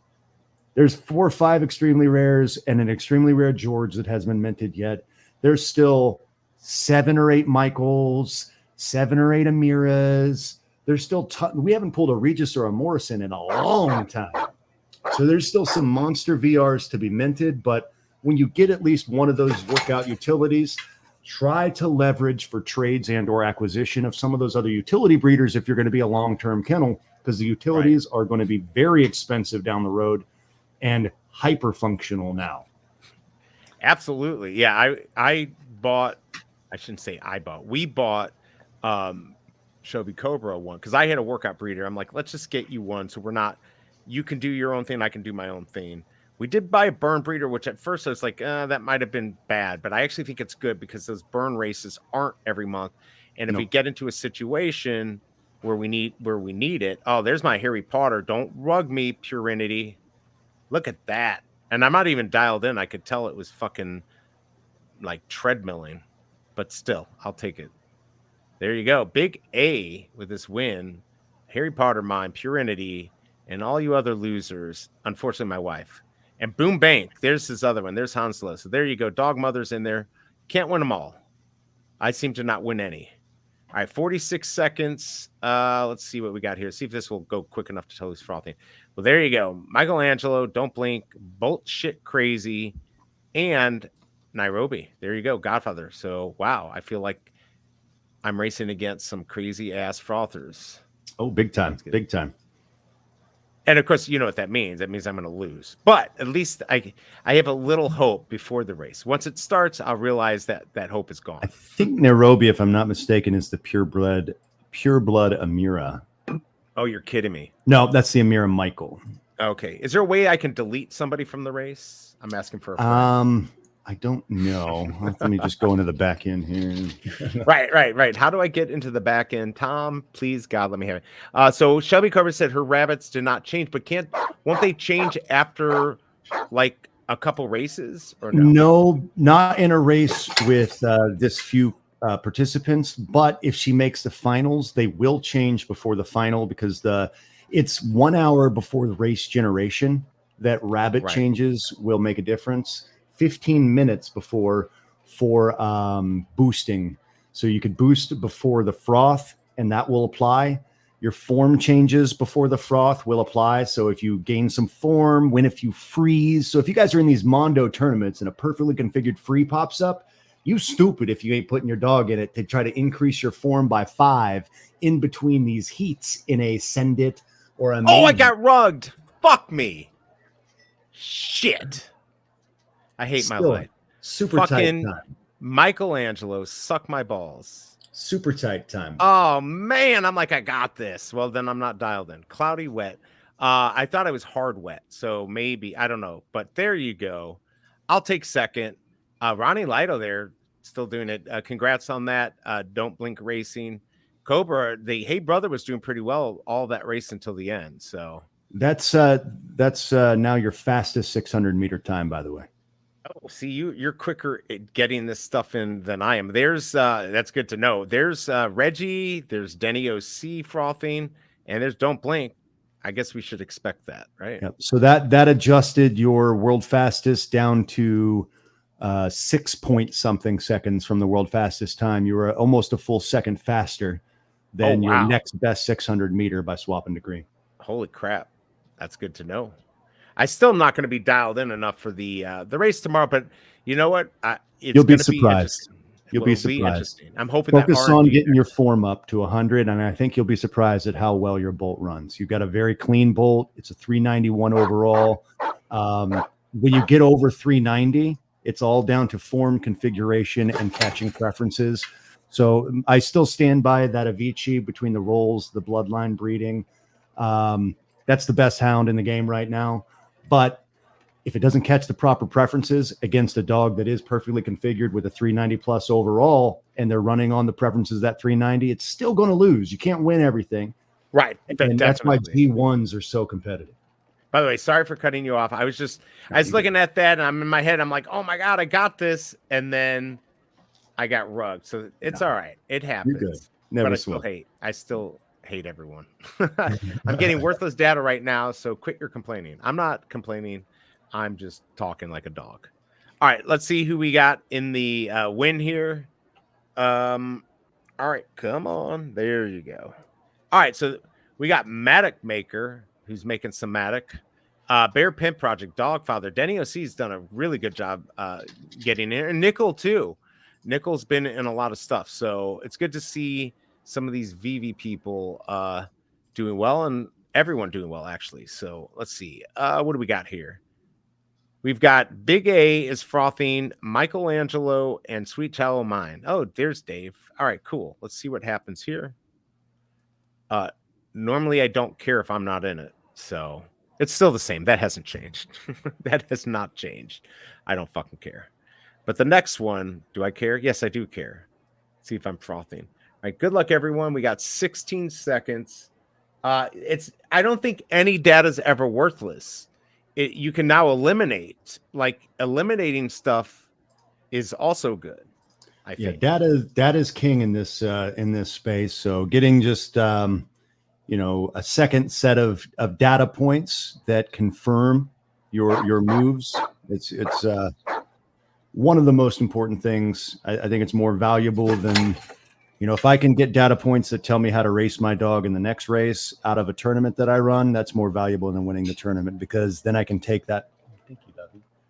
I can take that tournament and win more down the road from making those changes. So absolutely. By the way, hit that like button if you haven't. I'd appreciate it.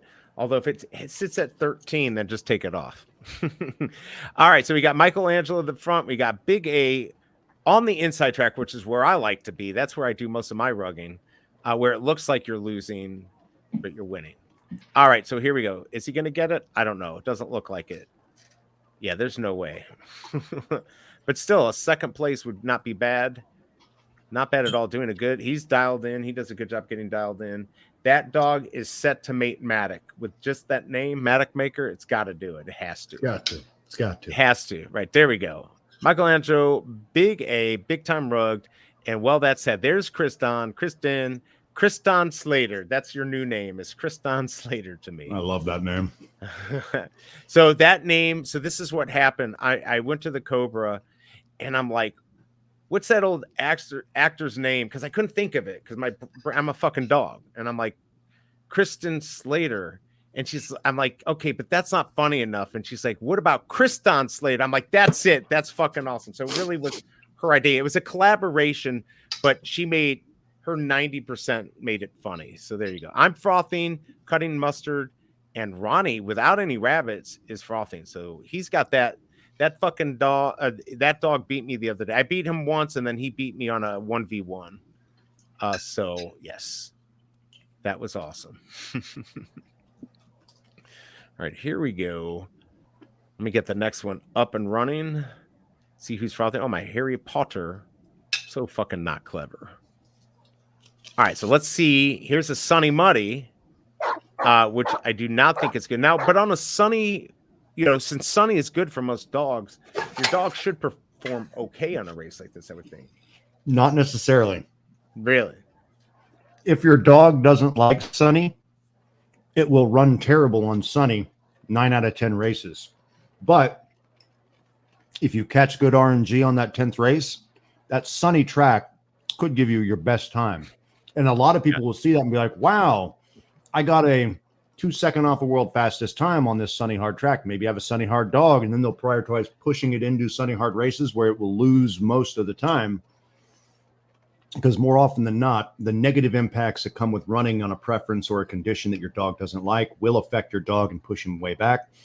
In particular, those Sunny hard are the fastest potential race configurations for any hound if you catch a perfect roll. Whether that means you're a Sunny hard dog and you catch those perfect rolls more often because you have a higher number for that check to go against. So if you have like really high charisma in Dungeons and Dragons and you're doing a charisma check on, talking to an NPC, you each roll a D20. If the charisma rolls a 14, but has high charisma, that kind of makes the difference. Now, it's not going to be like a nat 20 crit, but you're still going to outroll the dungeon masters, 17 if they have no charisma, because you add those together. That's what you're doing here when you're doing these different con checks at each split. Is there's a race roll, and if you roll higher, then you don't get negatively affected, and if you crit, you see that sprint jump on your dogs. And by the way, Ronnie Lido got the win on that without any rabbits. That dog is really good on its own. So let's see, compliments from the chef on today's stream. Nice for his winning. I guess we got lucky. We got his preference, which is always good. Let's go back here a little bit, see what's going on. I can't believe I thought I might. That bolt, I feel is like the one that I have the real chance. This is the Aurora that I got as a birthday gift from Big A, so thank you. Didn't have the best train on it, but there's Hey Brother. I wouldn't mind seeing that kick my ass here. I actually want that one. That's the one that should win. That's the Avicii, but she may not be dialed in fast enough because it's going to be the hardest one to train. But look, Harry Potter pulled this one off, so there we go. Of all of Shelby's hounds, the Avicii will win off preference more than any of them. And that's because of the breeding and the training is so high on the and look at that body. She got third, but look who got second there. We got Hanslow. Look at that. Awesome. Hanslow again. Second. That's awesome. There you go. Normally I joke that that's awesome and I hate it, but I really do like seeing new players do well. It's so important to the game. All right, let's see who's going to be frothing here. Bear Pimp Project, I'm pretty sure. Always seen that dog doing well. That's pretty dialed in. Spook, we know Vox, you're probably, and maybe Mr. MC Run. Let's see. See if I'm right. Spook, I haven't ran God rolls on either of my new spotties. I'm kind of taking my time with that, but I'd say Spook's probably about half configured. Well, there you go. There's that. I guess not. I guess we should have figured the Godfather would get there. And there's the dog mother. Wow. All right, well, let's go see what's going to happen here. Good luck. And then we're going to be in day 3 of 7. Like I said, what I'll do is we'll finish this race, and then I will run another one, but I got to get out of here. So, but if anyone has any questions, keep on asking, because we've got Vox here. If you ask me, I'll tell you where the best places are to mark your territory. But when it comes to Muzz, you want to ask Vox. Crap, I missed the race. We'll do another one, Legis. Don't worry about it. We'll get another one before I leave. We'll run. This is not for a lot of Matic. So if you want to, this is for data. So don't worry. Don't feel bad because you would have just lost your money on the rabbits, basically. Data fun run. Yeah, just trying to provide data for people who don't want to spend 75 froth, which I get. But I might start juicing this week. I'm going to do my belated B-Day Muzz theme, hopefully with the Unreal podcast, which is D and Hanano from Vivi. Hopefully get a few more people. Look at that. Nairobi getting that win, I think, at the end. Maybe I didn't see that right, but we'll see here. So is it Jono or Jono? How do you say it? There's Godfather, Watmamis, and their Dogfather, the Bear Pimp Project. How do you say it? I always say Jono. Jono, okay. I don't know if that's correct, but he's never corrected me, so I roll with it. I think I could probably call him Lady Bits and he'd answer. He'd be okay with it? Yeah. Yeah, I don't think he's that picky. All right, so here we go. Here is the next race here. We're on to the 3rd round. You're frothing. Let's see. There we go. Cutting mustard, bread and butter. So all the good people. But see, this is what's good. If you end up winning these, like the Furminator or Spook against these other good players, that's good data right there. Mm-hmm. Especially if I go back and see that I'm not on preference, and that would explain why I'm not frothing. But if, the dog runs consistently in those froth races for 100,000 races, he's getting, a lot of seconds, thirds, and fourths, that at least tells me that I've got the right rabbit. So just because I'm not frothing, depending on how the race runs, I'll leave the rabbit and then let it balance out to see if, it will affect the dog over 10 or 15 more races. Right. Now, Hanslow, you just never look. Looks like you've got the win here. So you might have figured out something if you switch some stuff around. And I don't know what the fuck I'm talking about, but check this. That's a 250. So I don't think a 13 some like amazing time on a 250, but it was raining, right? It was a rain hard. So it's not a great preference. But check that to the world record and your best time. If you just beat your best time ever or made your best time, then you might be onto something. So that's a huge piece of data right there. All right, so exactly. So I was watching. I'd never watched Jono, right? And he started, and he's like surrounded in green. His green screen isn't set up, and I'm like, man, this is kind of a sketchy stream. I don't know if I like this much. And then all of a sudden, he started having all these funny pop-ups. I'm like, oh my god, this guy's fucking making me laugh. I'm like, that's hard for people to make me laugh.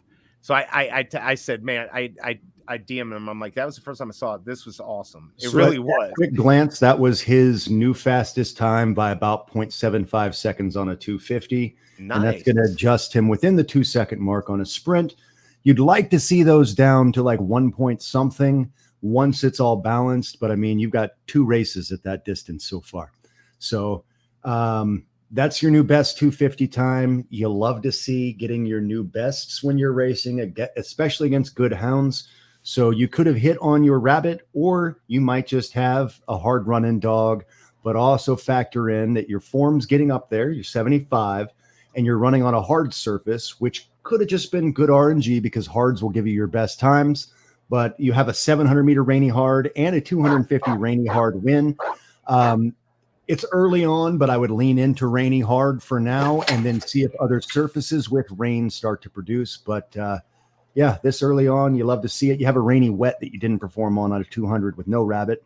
But yeah, it's a solid run and good data points. Sometimes you'll hit on the first rabbit you test and you'll move on to the other 9 and never quite hit the same numbers. Sometimes it's the 4th, 5th, or last one you test, like it was for me and Sheriff. Right. So here you go. I mean, hey, brother, only 0.15 off of that. Reggie's a good player, and there's Hanzo again with his new dog. I know that the Cobra likes it hard. I like it wet. So those are my preferences. Match That's made our in heaven. preferences, right? Exactly. She's gonna kill me. All right. Here we go. Let's get off that topic. Let's go see who's frothing here. Here I am. This I feel like rain hard. This might be my preference or not. We'll find out right here. If I'm frothing and I've got something here, right? Maybe I'll be frothing. We'll see. It's gonna be a big surprise. But yeah, Henry, you're doing a good job. You'll see a lot of airdrops from people. Oh, top 3. Look at that. Ghosty, Big A, and me. So fuck all the rest of you. But yeah, so the Jono, it was so funny, dude. When he had the dog crashing into the window. I know Shelby Cover says I was high, and I was, but that's all right. Jono's got some fun little clips and intros. I love his original written intros. Yeah, he said he's working on it. I'm like, but I was just like, I was surprised because like all of a sudden he started throwing those up, and I'm like, oh my god, you should have been doing that the whole time. That was fucking hysterical. So there we go. All right, so here's this race. I don't know what's gonna happen. I don't think I'm dialed in on my. I think I'm doing okay, but yeah, Purinity's running unrabbited right now. Ghosty's just kind of getting that data, but a 15 out of 15 purebred Trinity. There's certain hounds that like, and the valuation of hounds, a 14 out of 15 versus a 15 out of 15 is going to increase the value of that hound by a large amount.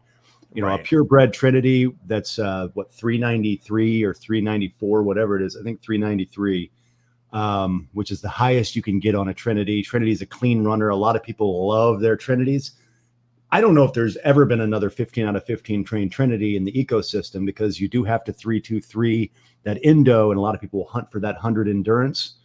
So kind of spreading it out, hitting that 99 in the 2 rolls and getting that plus 15 is going to make a very balanced dog. The Blue Grays are a balanced build.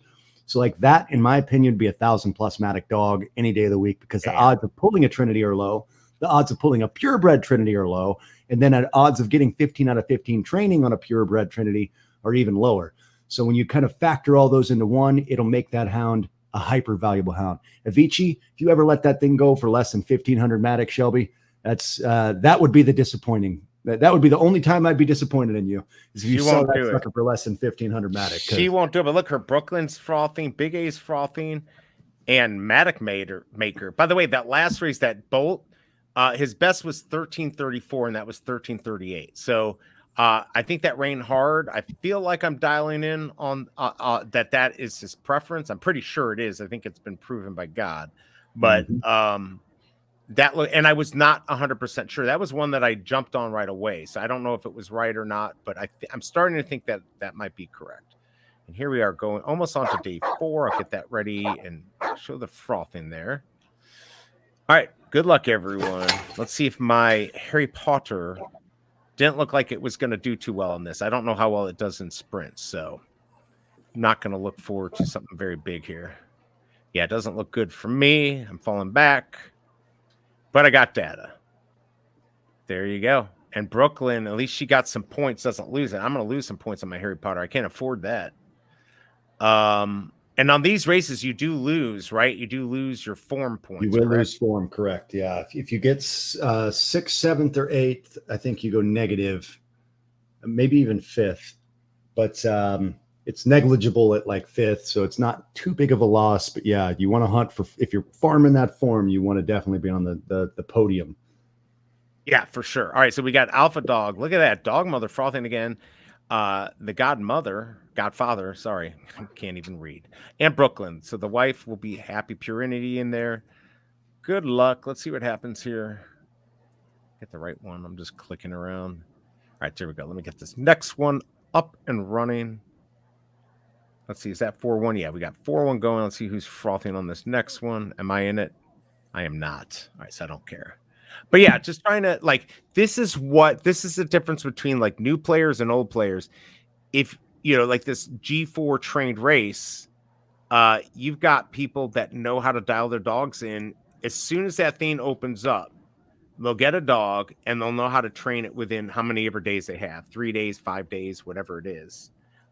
New players are not going to be as good, right? Like that's going to be much harder to do. So that's where the disadvantage comes in. And, you know, like a lot of these other kennels either have the money to invest hard from the jump, or they've played long enough to reinvest their winnings that now, you know, you win a daily, you're going to have 300 Matic to reinvest in your kennel, whether that's breeders or ripping a bunch of racers or having a bag for the spotty windows. So it is a bit of a disadvantage for the new players to try to play catch up. But it can happen, and I've seen it. There's that R&D pattern. By the way, the Cobra was telling me she wanted to sell it. I'm like, no, you're not going to sell it. We're going to dial it. First of all, if you dial it in, it'll be worth more. And second, once you have it dialed in, you'll be winning way more than that. So, oh yeah, when Hey Brothers dialed in, that's going to be one of those hounds that you look at that's got 3,000 or 4,000 Matic in winnings. You're like, holy crap! In one dog. Wow, that's craziness. Now, oh, look at this. So, babe, I mean, I can't say for sure you're going to win this because Alpha Dog keeps trying to catch up. But you just need a good sprint here. Don't. Oh no! I feel like that could be just condition. She's not doing her condition well. But there's a sprint coming here. There it is. Look at that. Brooklyn taking first place. Brooklyn is not in the maiden though. I don't believe. I think it's her Amera. Isn't it your Amera, babe? Why are you running this? Form or class points? Let's see. This dog is working my nerves, and now I'm not even using my updated rabbits, which I really need. Don't forget, we're going to do another race after this, so don't worry. But I will be getting off. All right. So we've got. Let's see here. Here's the next one. Michelangelo El Gordo Tony, or also known as Kriston Slater. There's all our frothers. Let's do this. Let's do this. All right, here we go. Hold on, I want to see if I can do something real quick. See if I can find this. Oh, shit. I'm never going to find this clip that I want to show. But if I do, I'm going to laugh. All right, how much time do we have? Oh, it's about to start. Is this it? No. Did I miss something here? This should keep everyone happy. Sharks Froth TV. That's Jono. All right, good luck, everyone. I don't really care because I'm not in this. Or am I in this? No, I'm not in this. And you guys are going to be streaming later, right? You're going to be doing the... can I save this? Yeah, we'll do a data dump if anybody wants to get any data racing in. We'll probably do a large hound, like 75 froth entry, so it won't be the juicy 14,400. I don't know if we'll do 96 because those take like hours to finish. But yeah, we'll do a data dump, and we're gonna rip open our pirate chests and see what we got, and make a little video of that live opening, because they've got like a promotion where the people that got the mystery chest, if you make a video, will get like 10 rum bottles or something like that. It'll be something I can use for buying something on the first when the game drops. But yeah, so yeah, we'll do definitely. Oh yeah, Brooklyn's not in. Big A, she just texted me. She said if you want to get rid of your Astro Van Martin, she would do that. That's the deal she's offering if you want her dog. There you go. I don't know. It seems like a good deal to me. As a dog, I can tell you that is a good deal. That's a good deal. All right, so let's share this. Let's see who's frothing. Get some of these windows closed. Yeah, that's the theme with this StreamYard. Too many fucking windows open. Am I in this? I'm not, but Hey Brother is. Let's see if she can. We know Nairobi is going to be frothy. Maybe Ronnie. But we won't know until this fucking thing thinks it out. Come on. There we go. Wow, Dave the Bowler, you Vox, and Hey Brother. All right, that's what we like to see. And, you know, one of the biggest reasons that there's a lot of value in that trade is, you know, you can only put so many miles on that Aston Martin. And you've got 100 right, speed, right. You got 100 speed of Vici that can run 80 kilometers per hour. You could put 10 million miles on that sucker, and it'll always run as strong. I mean, hashtag facts. Something like that. I don't know. What are we on here? We are on. Okay, the next one's 4. This is the one I'm in. I'll get that ready to see who's frothing. All right, so let's see. Hey Brothers in the front, although you can tell it's not like. Is there any dog that literally just like shoots out the gate and just runs the whole time? Oh, No it happens for stopping, sure. Yeah. Okay. Those are those perfect orangey races. Like when I catch snowy wet tracks on Killer Mike, even on some marathons, because he does like snowy wet, he has got 98 endurance, but he'll just run with such well RNG that he will sprint full tilt all the way through the race. I don't get those world fastest times because his low endurance and low consistency do have those off preference races affecting him more often than not. But when he's catching those good RNG races, he's 15 out of 15, 392 overall purebred Michael. He gets those full sprints and no throttling races.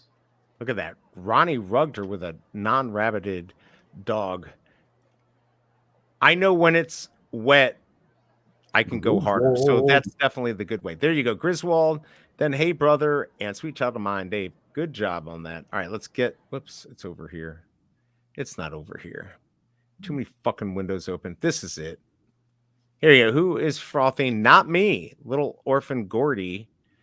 Brewster, look, Hanslow and Cutting Mustard. What is this track? Hail Muddy. Yeah, this is definitely not my preference. So I don't think I'm going to win this. Who knows? I doubt it, though. All right, that should close. There we go. All right, good luck, everyone. But please lose. Please lose. And we'll get this one up and running, so we'll see who's frothing right away. Keep up the race here. Oh, I got Rug. Look all the way down to the bottom here. Bottom feeder. Oh, shit. That's not a good start. $1,200 oil changes. Do Aston Martins take like the Goldschlager equivalent of oil? Do you got like... Yeah, I just would never change anything. Gold flakes in the oil. Oh my God, look at this. This is going to totally rug me. This is going to take away my form. Come on, Bolt. Oh my God, all that work I did for nothing. Well, fucking snow hard or whatever the hell this is, not good for me. I haven't even gotten any like sprint. Right there, I got a little bit. Come on, Bolt shit crazy. Quit rugging me. Oh my God, just don't be last. Just don't be second to last. Come on, no! Oh, shit. Oh, I just got rugged, didn't I? Oh, thank God. So now I only lose like 3 points. All right, well, there you go. We got Nickel, Hanzo, Brewster. That's another second place. Congrats. Big A doing real well, too. All right, let's go back and see what we got those are going. Those marathons that I said you may want to lean into configuring a little bit more. Yeah, I'm going to have to go check. I'll have to go come back and check this out. So on this, we've got El Gordo Tono, Hey Brother, and Well Bad Sad from Kriston Slater. All right, let's get double Kriston Froth. I know, right? That's great. Kind of makes you want to punch him in a video game, of course, not in real life. Yeah. Nobody. Yeah, that is crazy. Start adding the conditional Kriston's not allowed, or one hound for Kriston. Right, exactly. Now, $800 tires doesn't scare me because, like on trucks and 10-ply tire, those could be expensive. $3,800 brake jobs, no, and $1,200 oil change. Is that like good for like 10,000? I don't know. I was just talking to my dad. He's probably gonna get my mom a car, and it sucks. It's one of those Mach-E's. And he's like, no oil changes. I'm like, why are you getting her that? Like, I hope it drives itself because she cannot drive. Hey, brother, running away with this one. Yeah. Come on. Oh, yeah. We want to make sure she doesn't get stabbed in the back. That's a solid position for the sixth place rug when you got that much distance, but that's a good push out there from the eighth place. Ladies. Oh, man. Great sprint around the curve. Uh-oh. But it looks like you've got at least second. So good. Getting your form up. So the question is, as you're playing in the tournament tomorrow, right? If you're in the Train Maiden, as you're playing, you technically could be losing form as you're playing, correct? Correct. After every race finalizes, your form changes happen immediately on your dog. But if you have 2 races back to back where your dog is already showing your rabbit configuration, so say you're in the last heat of day 1 and the 3rd heat of day 2, right? You won't be able to have that form bonus because the race is already populated and the results are really already there programmed into the system. We just get to watch them. But as soon as they're locked in like that, the race factors are already factored in. The form of each dog is factored in. The boosts of each dog are factored in, and the rabbits are already factored in. And that's the only way to give that froth data when you run that froth calculation for those 100,000 races. So if you are working your form at the same time of running these big races, because hey, my dog wins 80% of the time when I run it on rainy, wet mids, and there's 3 rainy, wet mids free races up, put it in all 3 of those. Because if they run during that tournament, your form will go up by 5, 3, or 2 points in between each heat before that calculation finalizes in those 2-3 hour long tournaments. Or you could even make rabbit changes. Say that you're on preference and you've been teetering on the cusp of a rabbit change, and you have a mid on day 1 and a mid on day 6. You have an hour before that race populates and shows what your rabbit selection was, that you can actually change your rabbit mid tournament and run with a different rabbit. And any tournament because of the 15-minute. Yeah, that's all. Boy, I'm getting rugged here. Finals. By the way, this actually ended up being a great race for people who like muddy. Holy shit. And look, I'm going to get rugged. We were up in the front, and now I'm going to get rugged. But again, third to last there. So I'm not going to lose too many points because I did get, 2 firsts? But man, I cannot do well in these muddy. Oh, I got I got 5th. I did a little and better. You're just 2 seconds off of the first place position. That's not a huge gap. Right. So moving off of rabbits just because you have 1 or 2 bad races, you're going to have those, especially against higher statted or better preferenced hounds. In G1, you'll see that. Like my times were really good before, but when you get to G1, you're racing against people who have monster trained, monster learned hounds.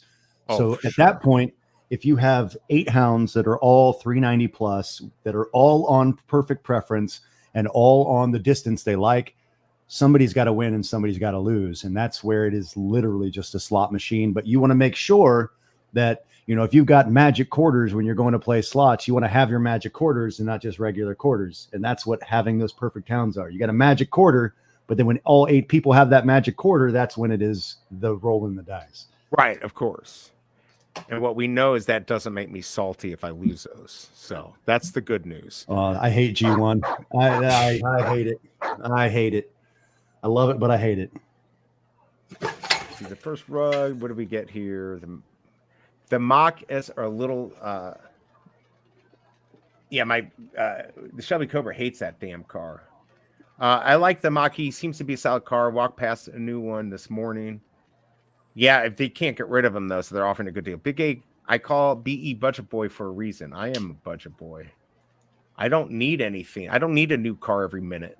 I think the self-driving for the Mach-E is called Blue Cruise. Sounds a lot like Booze Cruise. She got it. My mom needs it. Whatever. She needs that car needs to drive itself. Pretty much. Shelby, I'm homeless, poor compared to my dad, and he goes to Trader Joe's just to save 19 cents on bananas. That's my dad. Like my dad back in the day, he would drive to save 5 cents on gas.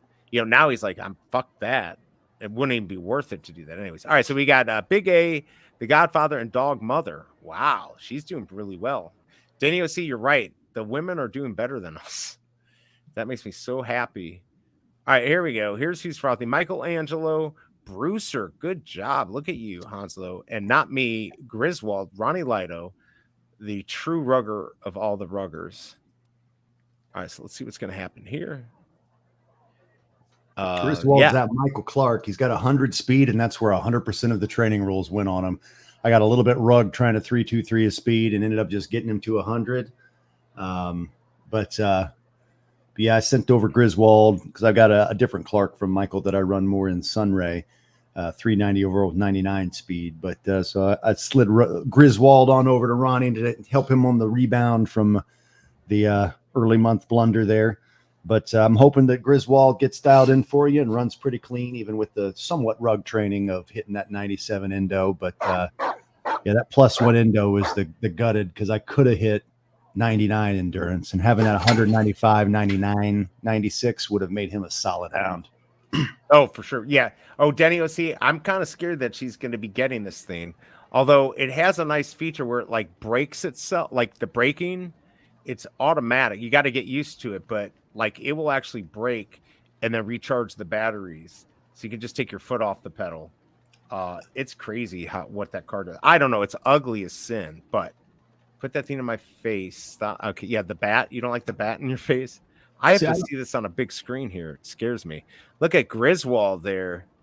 I don't buy into the rugged label on a lot of these hounds. I think a lot of people, even if you hit like 98 speed, they'll say, "Oh, I got rugged because I rolled 2-3 into speed and I hit 98." Boo. But when you start thinking about the calculations of every dog's maximum speed is 80 kilometers per hour, 98% of that is still pretty high.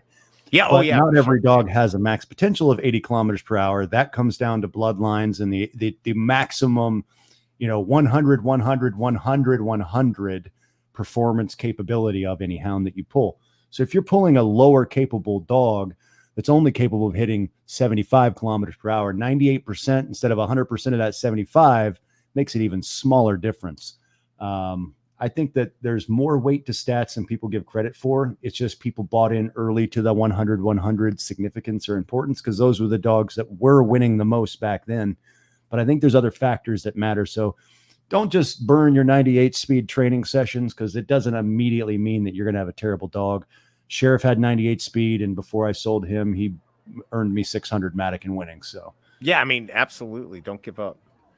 Denny OC, you like my big bat. Denny, she has no business driving this car, and yes, it's ugly, but even she's gonna have powder-coated rims. Yeah, she's getting like this night edition. They try to lie to her though and say this was like a $62,000 car, or to my dad. I'm like, oh, I'm gonna fucking go there with a bat. That fucker's lying to you. I'm like, don't let him fuck. My dad's a smart guy, but I think he's lazy now in his old age. So I'm like, don't believe their shit. I want to see the price. Don't just take this is the monthly. He's gonna lease it because he doesn't know if she's gonna be driving long. But the buyout at the end is cheap. So if I told the Cobra I'd buy it, and she's like, no, you won't. You're not driving that fucking thing. So I don't really care about cars, so that's fine. Yeah, we've been carless for a while, but I think what we're gonna do is get us some of those chargeable electric scooters. Why not? Like seriously. Yeah. So honestly, we both work from home. If I had my druthers, I would get rid of my car. I know like the Cobra would freak out. No, you gotta have that. No, why? It's a waste of fucking money. Like we literally only need one car. I get having two cars, but yeah, I mean, if you're near everything you need, just get a fucking like this idea of like cars are not what they used to be. You can't even get a shitty car for cheap anymore. No. So why? And worst case, you have to, fucking Uber there if you had to. If there's something that important where you have to go far away. I mean, I know that's very inconvenient. And by the way, look, the wifey and dog father are frothing, and you are too, Vox. Let's see what's going to happen. Right. But like the extra car, when we both work from home, it honestly makes no sense. She won't agree with me. But it's a waste. Yeah, it's just a fucking waste of money. And I don't care about cars. When I was younger, I got out of college, I got a really good job, and I did stupid shit with cars. And I'm like, I'm never going to do that again. I'm not going to keep a car for 10 months and get rid of it. And now I'll keep shitty cars fucking until they die, right? Like I just don't care. I don't care about cars. I'd like to have my B-class van, but those are expensive. So I'm like, maybe I'll just make it myself. I'll get that van and I'll fucking make it myself. Because if I buy it like made by Road Track, it's like 150, 200,000 bucks. Are you fucking kidding me? No, not gonna happen. Hey brother, look at Spook up there. Look at you go. And it looks like you could get yourself some brownie points for super, super cheap. Just go get you like a bottle of baby powder and go out there and just coat up Shelby's rims, because apparently the powdered rims are what she's jelly over, and easy $4 fix. Easy peasy, we're fixed. Look at bullshit crazy. Look at that. All very close times except to you. Right. I like it. I'll take that mid run. Yeah, that's a good rain. I know mine's not a rain muddy, so I'm fucked. But here we go. Let's go get to this one right here. What the hell? I hit share. Oh, sometimes this thing delays. I don't know what the hell's going on. We got Brooklyn in here. A lot of good people. Let's see what happens. Well, That's Sad by Kristan Slater. I like saying it that way. All right, so the insurance, the part that I hate, like my mom's insurance is like $700 a month. It's not, but it's expensive. It's fucking because she crashes. That's why I told her just get her a Tesla and just fucking drive. She's like, well, I don't want to drive a car that drives itself. It's not safe. I'm like, you're not safe. She did not like that. That's not good to tell your mom. But I'm like, people deserve to live when they go out and drive. And if you're out there, that's not going to happen. Oh, man. This is what I want right here. It's perfect. It's called Highboy. Really? I just did a quick Google search for electric scooters, and there's a brand called Highboy, Hiboy. And I'd be riding around as a Highboy, and it's currently $300 off. Save $300 for $299.99. Wow. Half of your... Yeah. It just makes no sense. Gas prices, insurance, all of that stuff. Like if you're in a position where you don't need it or you can survive without it and you can be a little inconvenienced, it's worth it. In Thailand, yeah, scooter everywhere. That's all Asia, East Asia. That's like everywhere else in the world. Maybe not like a lot of Europe, but almost everywhere else. It's scooters is the way. Brooklyn, look at that, taking second. Good job. Yes, so there you go. Right, let's see. Don't be giving bad advice. All right, what do we got here? All right, so we got Reggie, Cobra Dojo, and Don't Blink. Good job on that. All right, so what are we on here? Let's get this going. Brewster. Oh, wow, that was quick. Harry Potter, finally. And fucking Ronnie's been frothing or winning every time, so I'm not feeling good about this. Thanks a lot, Vox, for helping him out. Can you give me the extremely rare breeder? Because I need some help. I need some help breeding. I'm not breeding very well. I mean, everybody honestly does every once in a while. I mean, the top tier players sometimes need a little bit of assistance, and I'm here for it. So if anybody ever needs anything, reach out. I'm for it. Yeah, definitely, Denny. That's the best way. Like, I don't mind used cars. That's scary. You can get a 2023 Mach E with 2,000 or less miles for under 30. Don't lease 2020. No, she's getting a 2023. That's why. So the lease deal, I mean, it seems decent. I think the buyout at the end is 26,000 with all. She gets the 75. He gets the $7,500 tax credit, which they don't even offer anymore. So basically, the car's 32,000. It's like $334 a month with taxes, and at the end, it's only 26,000 to buy out. And if it's worth less, he'll just tell him, "I'll pay you less." They'll sell it to him. If it's worth more, he buys it and sells it. For just $299, you could get your mom a Highboy scooter with a 17-mile range, 19-mile-an-hour top speed, 15% slope ability, and a 350-watt motor. And that's a one-time $300 payment. And your mom will look super cool riding around. She would look cool, and it'd be safer for everyone. Holy shit. Come on, fucking Harry Potter. Get this in. Yeah, there we go. I don't even think that's its preference. Getting some data there. 3388. Not bad. Everyone's pretty close up in that top. Ronnie kicking some butt. If I ever see Griswold in a 1v1, I'm not doing it. No, I'm not falling for your bullshit, Ronnie. All right, so 6-4.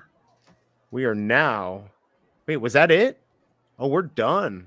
I think that was it. Oh, that was it. Let's see who got into the finals here. I haven't even paid attention. Looks like Big A, Hanslow, Ronnie Lido, Don't Blink, Godfather, Don't Blink, Informer. Do we have any that have not updated? Nairobi, one race on Mr. MC. It hasn't updated or did? Harry Potter. Not. Mr. MC Run hasn't updated. Harry Potter. I haven't updated. Oh, I might get rugged. Look, I'm going to get rugged. I'm in 7th. I don't know if I can survive. Hey, brother's going to get rugged. We're going to get. Oh, look, Bruce and Griswold are at the top. There we go. There it is. It is. Oh, we're in. Bolt Shit Crazy and Hey Brother are in. Not that it matters. We're still going to. We'll win the one that has no froth. Not bad. Out of 32 dogs, Ronnie Lido at the top. Holy shit. With no rabbits, he's at the top. Big A. Hansel, I'd love to see that. Bruce, I hope he gets one. Don't Blink, Godfather, Don't Blink. I don't care about you. I don't care about me or Cobra. We want Hanslow to win this fucking thing because it's shitty froth. But I still want him to win. All right, so hopefully we'll get the damn. That's craziness. I don't know how we got to the end. Literally, I didn't rig this at all. Normally, I cheat to win. Not today. Not today. You can scooter in Canada. We were downtown to go see the Battlehawks play. That is our shitty indoor football. And there's a guy on a scooter. I'm like, not a bad idea. Although you might get murdered here in St. Louis. But other than that, it's okay. All right. Yeah, one thing I've only been really through St. Louis once as a kid and then once as an adult. And the one thing I wanted while I was in St. Louis, I didn't get. And that was White Castle. Ooh, now never had White Castle from a restaurant. Yeah, people love White Castle here. I don't know why. You eat one of those and you're going to be on the bathroom, on the toilet the rest of the night. But they've that's got why you eat 20. So that's why you eat 20 and keep that from happening.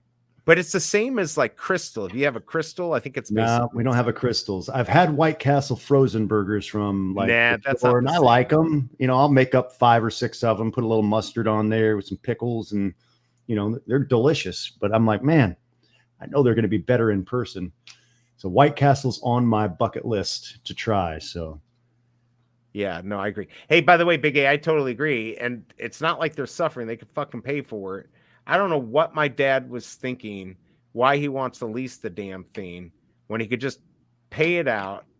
I think he's thinking because it's $334 a month and that covers taxes. And like I told you before, in Missouri, you have personal property taxes. That covers all of that. So actually, you got to think that car personal property tax would be $1,000 a year.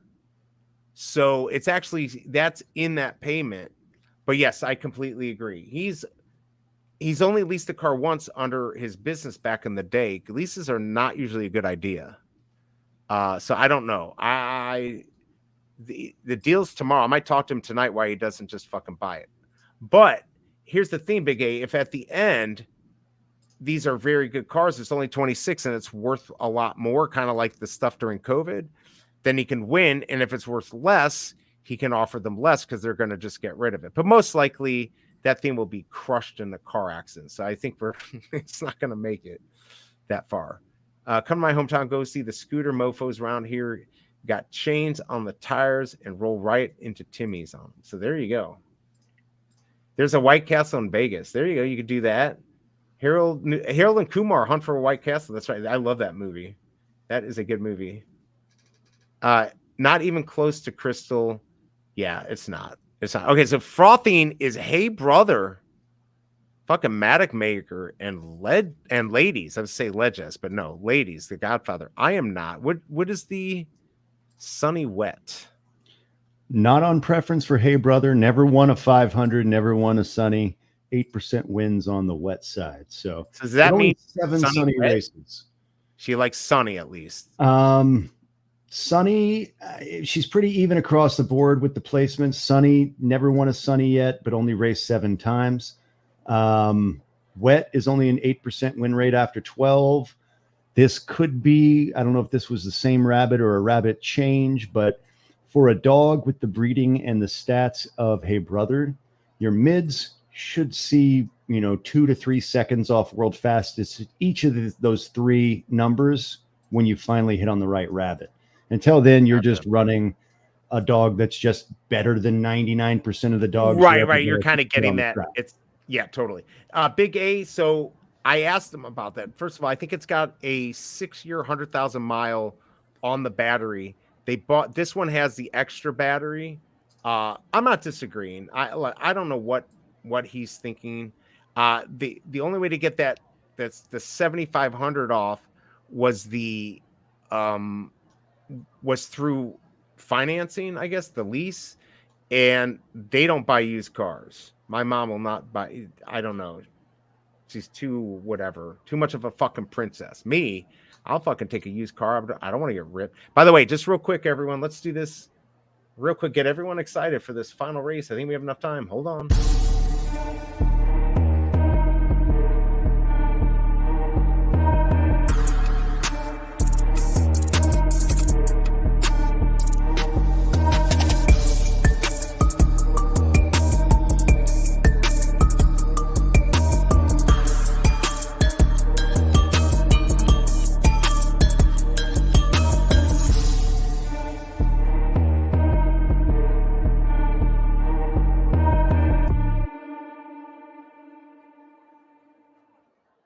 Look at that. 10 seconds less. Yeah, Ghosty, you are completely correct on that. It's not even how they make it, which is a problem. It's how you get rid of those batteries when you're done using them. So you got to think about that. I hit the wrong thing. This is what I wanted to pull up. This thing jumps around sometimes. It's fucked up. All right. Well, good luck, everyone. And when I say good luck, please lose so I can win. My Fusion Hybrid, my dad, that's what my dad has, was 10 Gs plus install. I sold it before I replaced it.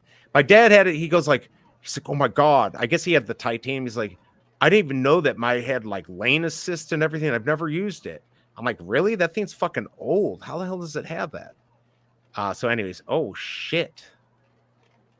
Swap over to the reds again. I saw that there was some previous red data on the mids for Hey Brother, and it looks like a rabbit swap on this one paid off in spades. I would lean into into racing more red mids, because that was a hit and a half right there. Never won on a Sunny, never won on a 500. Wow. Now you've got one on both with a solid run time of 29:41 on a 500 meter. That's your new fastest 500 meter run time.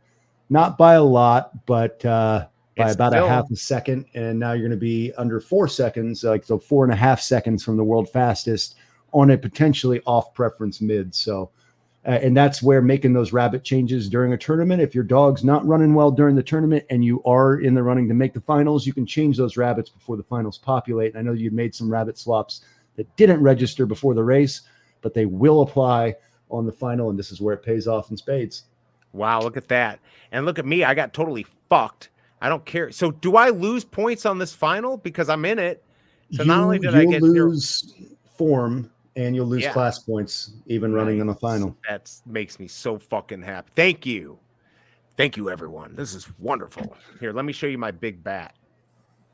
Is that better?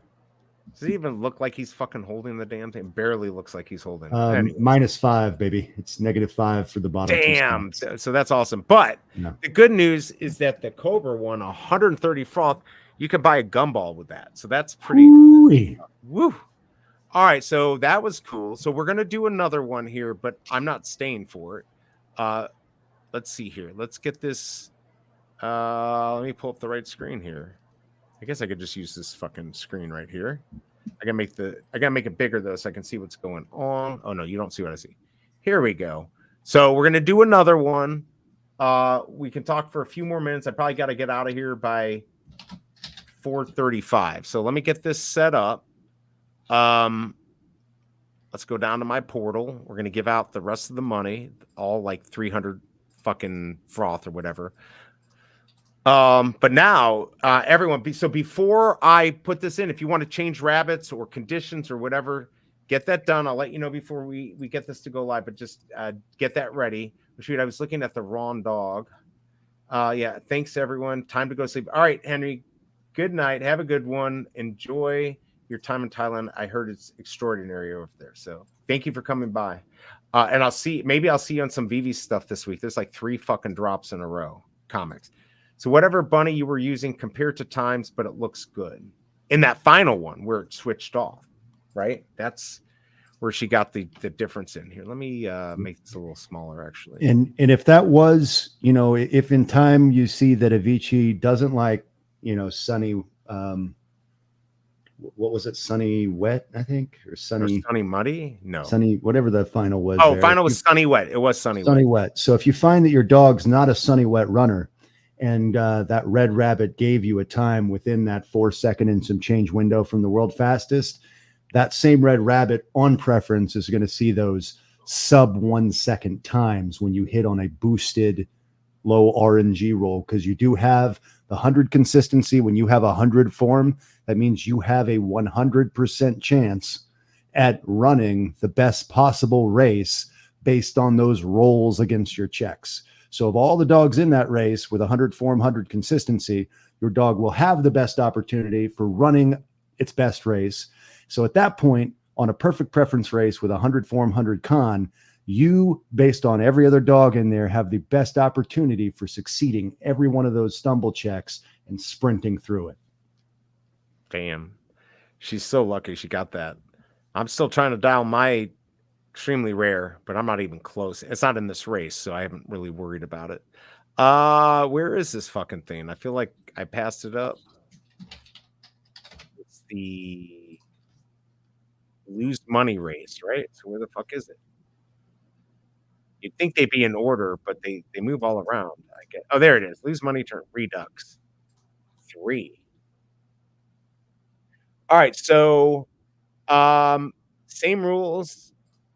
I don't know. Do we do 32 or do we do 24?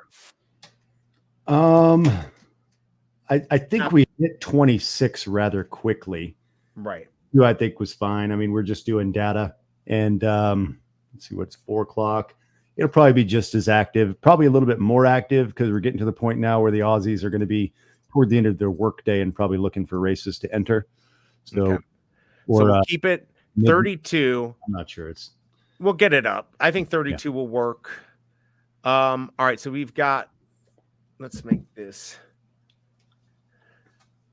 200, 150. Don't tell me I don't got enough. 100. Wait, I thought I had 5. Oh, because of these other ones.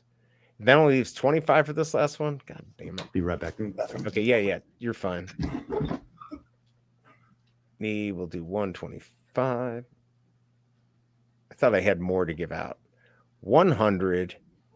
And we got 50 left after this. So do I just do, guess I could bring this up to a big win. How about a big win for that? And we'll do 150 there. 100. Why did this say it wouldn't work earlier? All right, so there we go. All right, so we're going to have 175, 150, 175. Again, this is not meant to really win money or froth. This is more about dialing into your dog. Same terms, 5, 3, 2, 1, 0, 0, 0. Not doing any negative or fucked up shit. Only thing we have off is boost, so this is completely open. Boosts are off. You can train. Yeah, and hopefully you have your rabbits right. And hopefully we'll get better conditions this time. We'll see how that works out. Yeah, congrats to the winners. Yes. All right. So there we go. All right. So we'll be running. This might not fill up right away. I'm going to wait for Voxton to get back before I put this live, and then we'll put it live, and then we'll talk for a few minutes, and then I got to get out of here. Got dinner with the parents tonight. They're actually taking me out for my birthday tonight, so that should be fun. So another reminder that I'm 1 year closer to death. That's the best. All right, let me see if I can get in here because I'm going to do it from my phone. All righty. Let's get this going. Here, let me do this real quick. Let me play something fun. Do I have anything fun? I don't think I have anything fun. I was going to play something, but you're back, so now I'm not going to play it. All right, so Voxen, why don't you get your shit ready to put in? I don't think this is going to fill up right away, but just to make sure that you get your stuff in. Is there any other variables I should put in? This is where I wish we could choose variables. Like I could choose a muddy hard. We could run a wheel or ask people what they need. I would do these more often, less froth, but we could really dial into stuff that just doesn't ever come up and race in the free races. We had that. They added the ability to do it using like certain word flags, but there was some blowback from the community over streamers being able to put dialed in races basically to learn their dogs, even though, like in my opinion, I didn't feel like there was anything wrong with that because, everybody has dogs across the board. It was early testing, so I guess it was my bad using like one of my dogs as a baseline. Okay, we're going to test some Sunny Soft stuff because it looks like I have a Sunny Soft dog. And right. It was like, oh, you were just building races just for you. I picked new rabbits for both of them. I set the rabbits for each of them just before the SNGs, just to test new rabbit data, and I just happened to hit. And it created a bit of blowback, and so we lost that feature straight away. So that was my fault. But they took it away as too powerful of a feature. But what they need to do is they can make it not as powerful. Like again, don't let you pick distances or give us a wheel so we can randomly do it And that's what I intended to do in the future, Yeah. was to leave it up to random chance. People could drop in, Right. you know, their condition preferences, and we just roll it to whatever. But yeah, it was huge, like pitchforks and Well, okay. torches. So. Let me ask you this, because I've certainly won some of my races. You've won some of yours. A lot of times we win our races. We know what's going on, but like it's okay for the big kennels to run races that they have winning dogs that they win. But if you do any variable and you win and it wasn't a clean, like my point is, and I don't want to hate on anyone, but to me, like if you've got dogs for every race and you run a race, you're going to guarantee yourself a win. So I don't think that's cheating. And if you want to run a fun race for people, I think the big thing is leaving chance. So like when I run a race, a best of the worst, and I'm like, all right, 2, 4, and 7 are the winners. And if every time I'm 2, 4, 7, and that's why I did it, that would be bad. That's Yeah. why I like randomness, right? Doing a wheel or allow the randomness within the portal would be nice. Yeah. Yeah, I think it'd be fun to add in, especially now that we do have a more accessible feature to everybody. I mean, there's some validity in, you know, like in the past, you know, for the year before conditional SNGs came out, you know, people had to wait on data or pay for hard-only SNGs to learn these Right. dogs. Right. But I mean, it wasn't a feature that was requested. It was one that Muzz just came up with for some fun new conditional specific SNGs. It just created some community blowback, and I think it just was kind of a damage control kind of thing that, okay, we'll just take it out so that everybody's not upset over, you know, what's coming. Right. But I think that now once we have workout breeders, you know, the workout breeders do the same thing more efficiently, and they do it in private. So if you're not out Right. there hunting, you could have a 0 race dog in the maiden and go and look at the workout rolls. And if somebody was so inclined, they could run it through 3 workout races every single day for 3 months until they have a 15 out of 15 confirmed God roll hound and dump that sucker into a maiden. I think that that's more broken than public displayed data in the SNGs. So there's you know, a room for expansion now that there's accessible means of testing specific data on the workout side. That maybe we'll get SNGs specific races again down the road. You know, especially with a lot more of them being data driven. Maybe add in features that like they can't be juiced. Maybe they're just paid entry specific SNG. That way people can just choose, hey, you know, like, yeah, it's conditional to just, you know, snowy, hard mids, Right. but it's 150 froth entry with just a juice pot prize. That way it's not like people feeling like they need to enter to try to get those juiced winnings. You know what I mean? Or what they could do, and I think I've said this before, maybe I didn't, maybe I just said it in my dream, but like have pre-made tournaments that we can pick. So for instance, we can pick a muddy one, we can pick a wet, just like they run.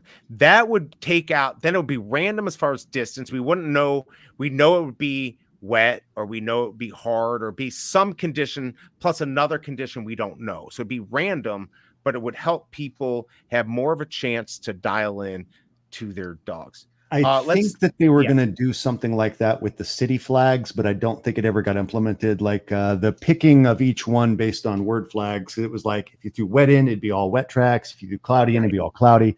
But they have certain city configurations like the Brisbane, the Whistler. Yes. And, Okay. and those have a couple of set features, and they were going to have it to where we could use those flags. So if you were like, you know, Brisbane fun, it would have the same flags as the Brisbane races. I think that at least something like that would be fun to have for those specifics. Because I mean, I've got so many hounds across so many preferences.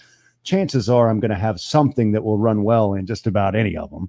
Well, that's exactly my point. Like, and that's that, like, you're not going to get, like, you're going to have I think the thing is that people don't like they've worked hard to learn the dogs to win. So if you have any other variables or anything that gives you an edge, they just want raw wins, which I kind of get.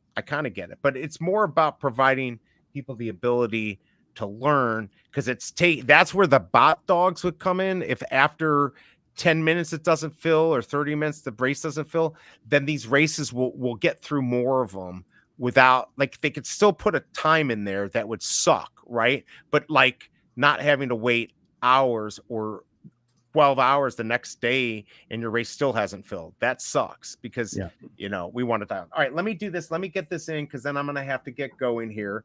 Is everyone ready? I'm going to do 32. Again, no boost. Everything else is open. If you are ready, let me know in the chat and I will get this going. I'll say final words and then we'll get out of here. Let me know. Is everyone okay? Everyone ready? Going live with this race. It's going to be 32. I don't think it's going to fill up right away. It'll probably take a few minutes, maybe 10, 15. But if you are ready and good to go, let me know. But you only have 10 seconds to let me because otherwise I'm just going to fucking make this go live. Right? If you're not ready, though, say not, and I will hold off for a second. You got about 5 seconds to let me know what you think, and we're going to do this. All right, peeps. All right, here we go. Good luck. We'll get to see when this goes live. I'll get my music going. I'm doing the same dogs in case you want to know. No cheating here. I will be playing my nervous song. There we go. All right. Same race. Redux 3. Any second here. Good luck, all. 5, 4. Oh, shit. You were exactly right before. 2, 1. Race time. Wow.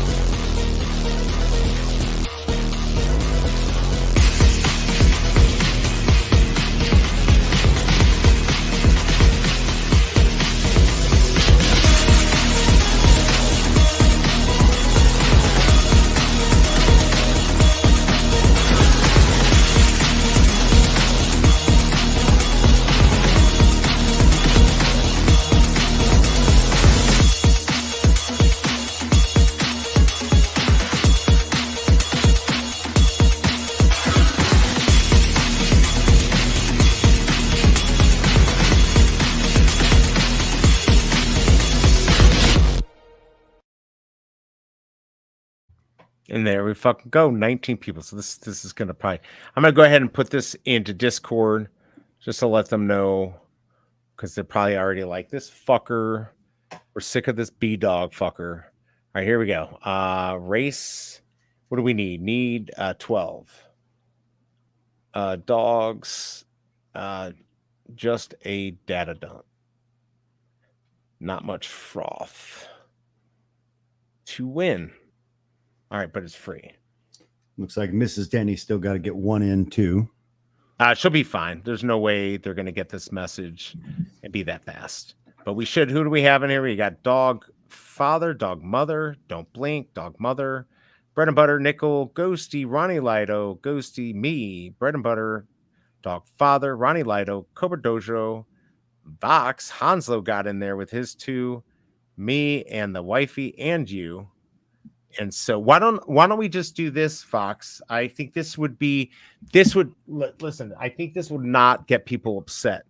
What if you and I just run races and we only allow for 8 dogs? What do you think? You like that idea? That has been nixed in the past. We actually had 8 dog kennel war that we've been told we can go as low as 8 dogs for those time trials, but they must be paid non-juiced.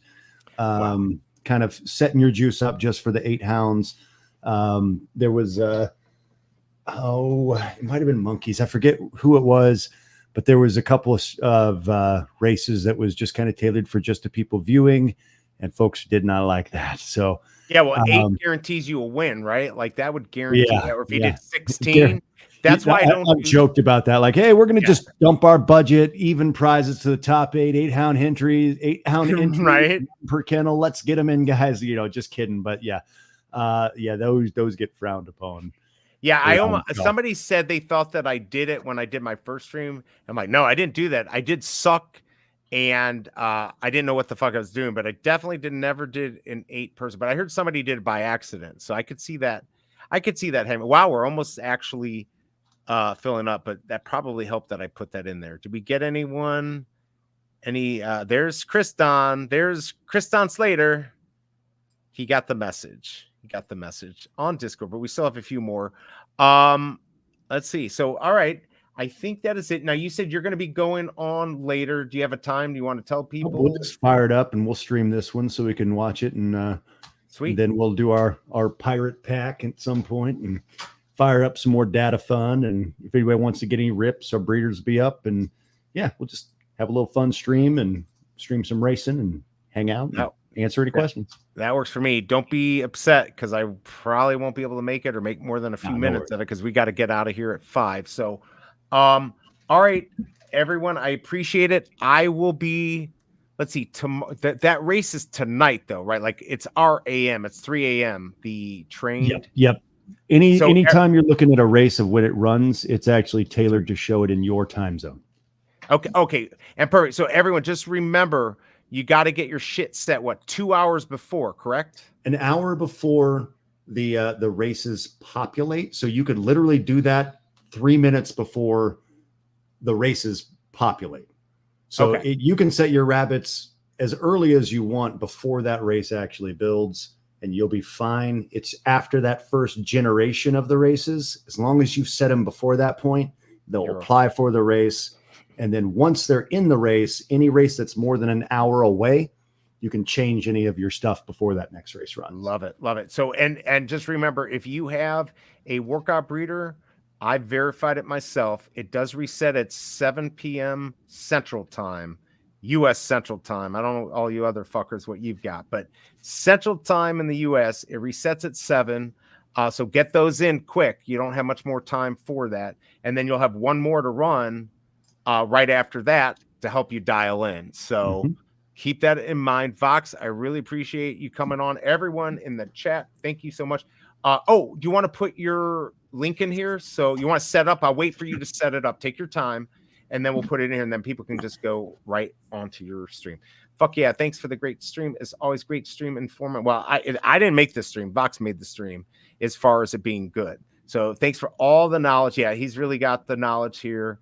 And I appreciate him coming on and helping because there's just a lot to learn here, and he put all that time in. So please, everyone, remember there it is. There's the Twitch. You can go right over there. If you have some froth or you win some froth, consider opening a pack or something. It does help them out. I'm not going to make them millionaires, but it does help the streamers out. So definitely do that. Oh, there's Free. How you doing, man? Hey, I hope you're doing well. We just did a data dive basically for tomorrow's race. It wasn't very much froth to win anyways, but good to see you. And as always, thank you for your military service. Voxton's going to go live here in about 2 seconds after I hang up. So go check him out, but good to see you. Yes, you're all welcome for stealing him away from me during cuddle time. I know that's the wifey doesn't like it when I do this and don't cuddle with her. So we're going to have to figure out a way to cuddle and test dogs. So again, Boxton, thank you so much. Everyone in chat, I will be streaming. I might stream Monday, but I doubt. I'll probably just do Tuesday, Wednesday, and Thursday with my VV and transition into Muzz, and we'll go from there. So thank you for coming by. Vox, again, thank you, and I am out. Peace.